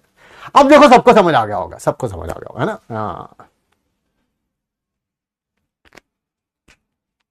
है कोई ऐसा अब जिसको ना समझ आया हो, है ना, सबको समझ आ गया, कमीनो आओ क्वेश्चन खेलते हैं। नीट 2024 का क्वेश्चन है, एक रिएक्शन दे रखी है 2A gives you B + C, नहीं दे रखे हैं, तीनों के तीनों गैस में ही होंगे, फिर उसका केसी दे रखा है, बहुत बढ़िया, एट ए गिवन टाइम, किसी समय पर कॉम्पोजिशन रिएक्शन मिक्सचर का ये दे रखा है, ए की कॉन्सेंट्रेशन, बी की कॉन्सेंट्रेशन और सी की कॉन्सेंट्रेशन दे रखी है 2 × 10⁻³ आप बताइए कौन सी ऑप्शन करेक्ट है, रिएक्शन इक्विलिब्रियम पे है, अभी फॉरवर्ड में जा रही है, बैकवर्ड में जा रही है, या कंप्लीटली कंप्लीट हो चुकी है फॉरवर्ड में, यानी कि सारा रिएक्टेंट प्रोडक्ट में बन चुका है। तो सर मैं पहले क्यूसी निकालूंगा, क्यूसी किसके बराबर होगा, ऊपर कॉन्सेंट्रेशन प्रोडक्ट की 2 × 10⁻³ 3 × 2 × 10⁻³ सर 4 × 10⁻⁶ हो जाएगा, बहुत बढ़िया, डिवाइडेड बाय ए का स्क्वायर, यानी कि 2 × 10⁻³ का होल स्क्वायर, ऊपर भी 2 × 10⁻³ का होल स्क्वायर, नीचे भी 2 × 10⁻³ का होल स्क्वायर, क्यूसी क्या आ जाएगा 1। क्या क्यूसी ग्रेटर देन केसी है? Absolutely right. तो रिएक्शन किधर जारी होगी? बैकवर्ड में। रिएक्शन किधर जारी होगी? बैकवर्ड में।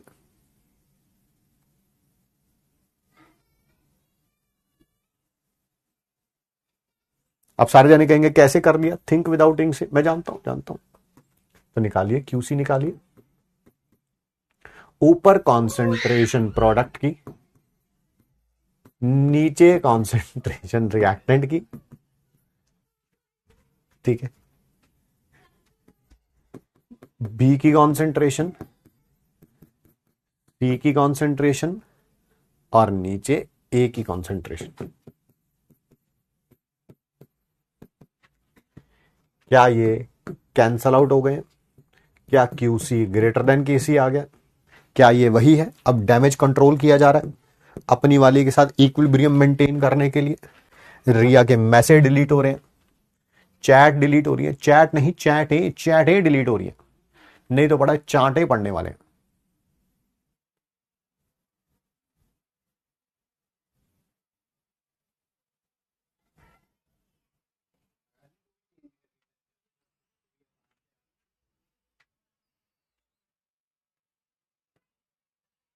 कौन पीछे से चिल्ला रहा है मैं बता देता हूँ।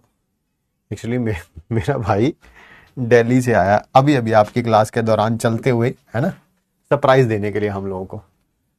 तो बच्चे जो है चाचू को देख के अपने फूले नहीं संभारे। आइए टॉपिक की तरफ चलते हैं। एम्स 2011 का क्वेश्चन है, अच्छा क्वेश्चन है, ध्यान से देखिए। क्या रिएक्शन कोशेंट सेम वे में डिफाइन होता है जैसे कि इक्विलिब्रियम कांस्टेंट पे? बिल्कुल वैसे कि क्यूसी वैसे ही लिखा जाता है जैसे कि केसी लिखा जाता है at any state of the reaction. Absolutely right. Equilibrium चाहे 15 मिनट बाद आना हो, अभी रिएक्शन को 1 मिनट हुआ है, 2 मिनट हुआ है, 5 हुए हैं, 15 हुए हैं, 30 मिनट हुए हैं, कभी भी हुए हैं, आप क्यूसी कहीं पे भी लिख सकते हो, ठीक है। अगर क्यूसी लेस देन केसी है तो रिएक्शन डायरेक्शन ऑफ रिएक्टेंट में जाती है, गलत है सर, ये प्रोडक्ट में जाती है ना। अगर क्यूसी लेस देन केसी है तो रिएक्शन फॉरवर्ड में जाती है। फॉरवर्ड मतलब फॉरवर्ड यही होती है ना जब रिएक्टेंट से क्या बनता है? प्रोडक्ट बनता है।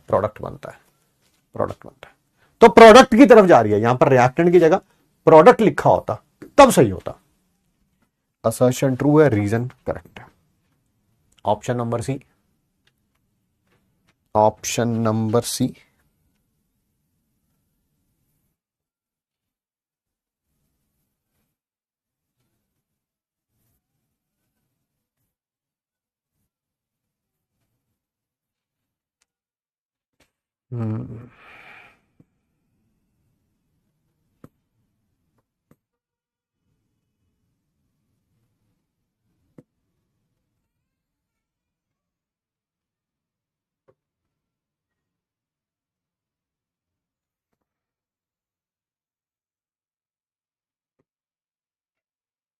चल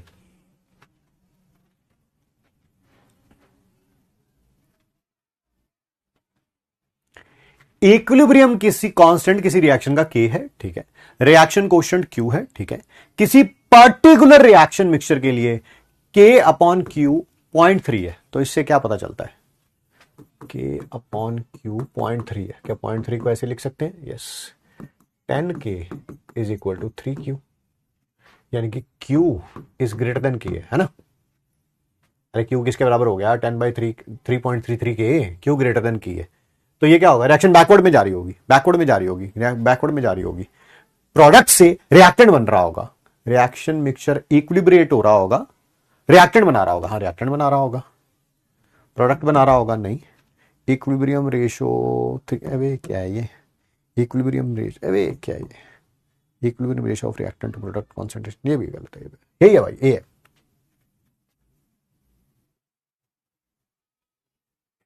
ये है भाई, ए है ना। क्यू ग्रेटर देन, देखो ना 0.3 था तो 3/10 हो गया, साफ पता चल रहा है। क्यू ग्रेटर देन, देखो क्यू कितना आ गया? 10/3 के आ गया। यानी कि क्यू क्या आ गया, 3.33 के आ गया। तो क्यू ग्रेटर देन के हो गया ना, तो रिएक्शन किधर जा रही होगी सर, बैकवर्ड में जा रही होगी। सर बैकवर्ड में क्या होता है, प्रोडक्ट से रिएक्टेंट बनता है, प्रोडक्ट से रिएक्टेंट बनता है, प्रोडक्ट से रिएक्टेंट बनता है ना। Option number A. ये भी जेई मेंस का पी वाई क्यू है, पी वाई क्यू। चलो करो,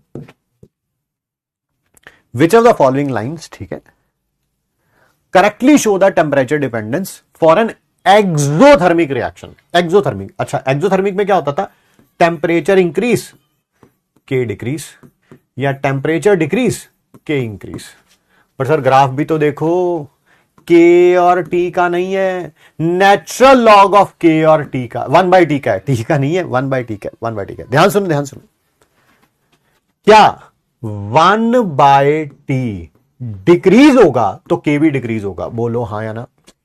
अरे टेम्परेचर इंक्रीज तो 1/t decrease, sir temperature decrease तो 1/t इंक्रीज। करो भाई जल्दी जल्दी बताओ कौन कौन सा है। 1/t कम होगा, के भी कम होगा। सर यहां पर 1/t कम होता जा रहा है, 1/t बढ़ता जा रहा है, 1/t बढ़ता जा रहा है। इधर ए में ए की बात कर रहा हूं, अभी ए की बात कर रहा हूं। 1/t बढ़ता जा रहा है और के भी बढ़ता जा रहा है, 1/t बढ़ता जा रहा है, के भी बढ़ता जा रहा है। हाँ सर ये सही है, एक्सो है ये, बी में भी ऐसा ही है, यही है। ये गलत है, ये गलत है, सही है भैया। जब टेम्परेचर बढ़ेगा 1/t कम होगा, टेम्परेचर कम होगा 1/t बढ़ेगा। डिनोमिनेटर बढ़ता है, वैल्यू छोटी हो जाती है, डिनोमिनेटर कम होता है, वैल्यू बढ़ जाती है। डिनोमिनेटर कम हो गया, वैल्यू बढ़ गई, डिनोमिनेटर बढ़ गया, वैल्यू कम हो गई। और यहां पर देखो, इधर से इधर जाने पर, इधर से इधर जाने पर क्या के बढ़ता जा रहा है, के बढ़ता जा रहा है, 1/t भी बढ़ता जा रहा है, हाँ 1/t भी बढ़ता जा रहा है, वही तो बोला, 1/t बढ़ेगा, के भी बढ़ेगा। यहां पर भी ठीक है, एक्सो के लिए लिखा है मैंने, एक्सो के लिए, एक्सो के लिए, ठीक। सर ये ग्राफ कैसे आ गया, ग्राफ कैसे आ गया, अरे यार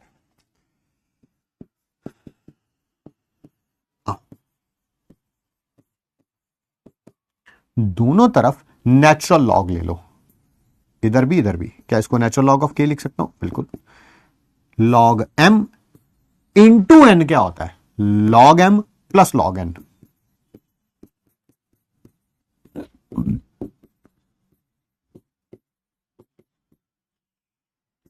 इसको तो एज इट इज लिख दिया मैंने। नेचुरल लॉग जब ई की पावर का लेते हैं, ठीक है, तो सिर्फ पावर बच जाती है, सिर्फ और पावर बच जाती है। नेचुरल लॉग ऑफ ई की पावर एक्स क्या होता है, एक्स। तो नेचुरल लॉग ऑफ ई की power minus delta H by R T क्या आ जाएगा, minus delta H by R T. ये रहा Y is equal to C plus M X, ये रहा ग्राफ। नेचुरल लॉग ऑफ की एक्स एक्सिस पर 1/t, क्योंकि स्लोप नेगेटिव में है तो ये नीचे जाएगा।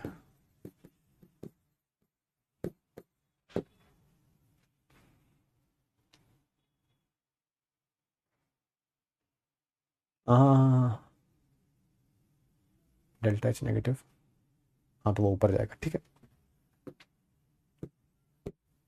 यहां पर हमारा जो हमने क्वेश्चन किया है उसमें डेल्टा एच नेगेटिव है, नेगेटिव को नेगेटिव से करूंगा तो क्या हो जाएगा, पॉजिटिव, है ना, पॉजिटिव ही है सर, पॉजिटिव ही है स्लोप।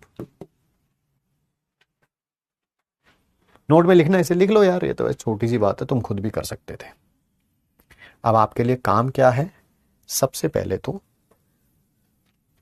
2 4 5 पेज लेफ्ट कर दीजिएगा, कल की थ्योरी उसमें आ जाएगी।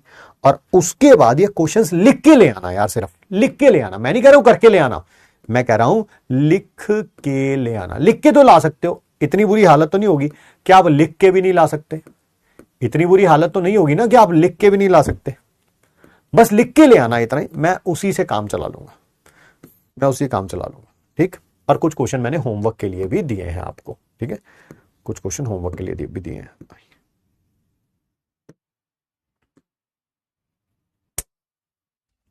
ठीक है।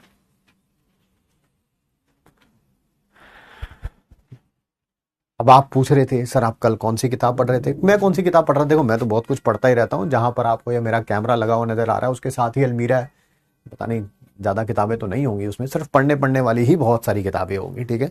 तो रोज कुछ ना कुछ पढ़ते हैं, रोज कुछ ना कुछ सीखते हैं, ठीक है। केमिस्ट्री की बात नहीं कर रहा हूं, केमिस्ट्री में तो सीखते ही सीखते हैं, केमिस्ट्री के अलावा लाइफ में सीखना बहुत ज्यादा इंपॉर्टेंट है, ठीक है। कल जो टॉपिक में पढ़ रहा था वो बड़ा शानदार था, बड़ा साइंटिफिक चीजें उन्होंने दे रखी थी उसमें ना, ठीक है, बहुत साइंस से रिलेटेड था।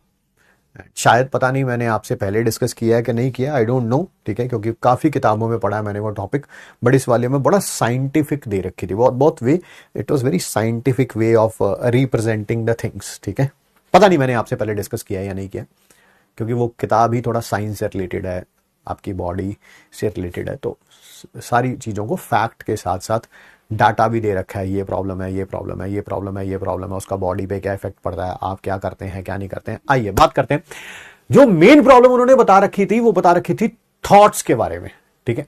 थॉट्स के बारे में कि कोई भी अगर हमें थॉट आता है, लाइक मुझे भी है, अगर मुझे भी कोई चीज परेशान करती है तो क्या वो थॉट आपको स्ट्रेस कॉज कर सकता है। लाइक आप सुबह उठे एंड सुबह उठते ही आपसे कुछ अनफॉर्चुनेटली कभी कभी क्या हो गई, कोई गलती हो गई, लाइक चाय गिर गई आपके हाथ से, ठीक है, एंड मम्मी या पापा ने आपको डांट दिया, ठीक है।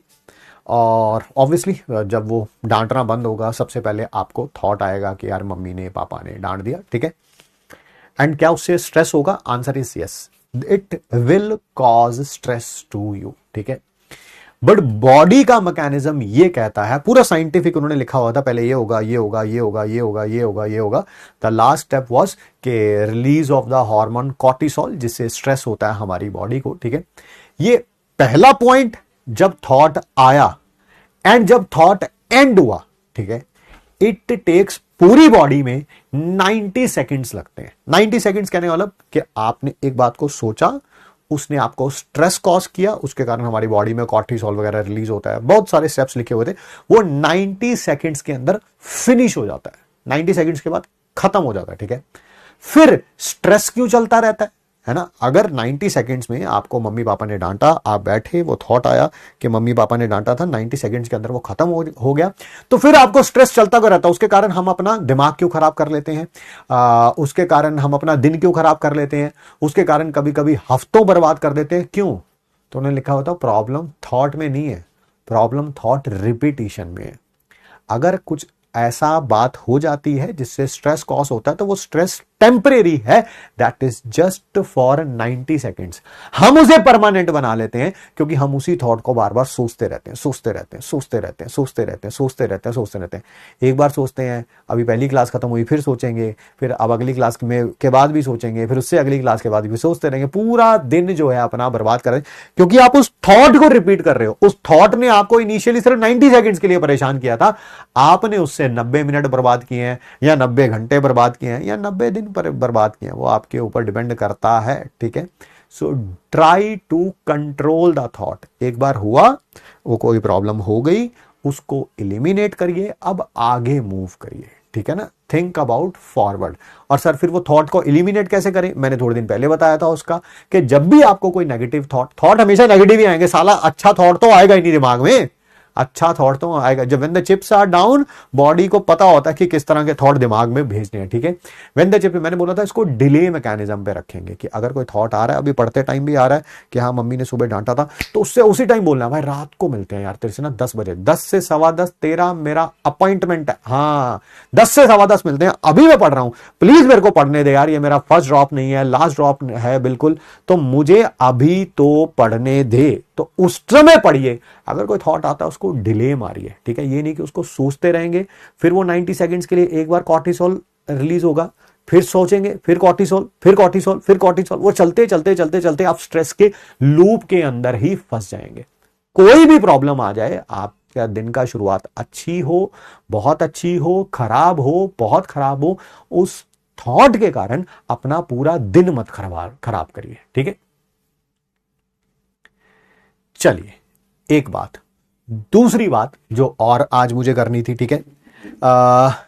मुझे बहुत सारे बच्चों ने जो है वो थर्मोडायनेमिक्स के अपने फॉर्मूले वगैरह भेजे हैं, बट स्टिल मुझे लगता है कि अभी भी और बच्चे अगर थर्मोडायनेमिक्स के फॉर्मूले शीट वगैरह मेरे को आज भेज दें, आज आपके पास मौका है, ठीक है।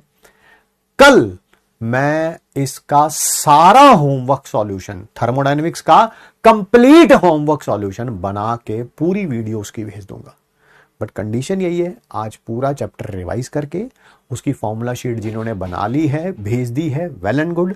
आज अगर और बच्चे भेज देंगे तो आज उस फॉर्मूला शीट को मैं देख के वेरीफाई करके कल तक इसका वीडियो सॉल्यूशन बना दूंगा। नहीं भेजेंगे नहीं बनाऊंगा, एज सिंपल एज दैट, ठीक है।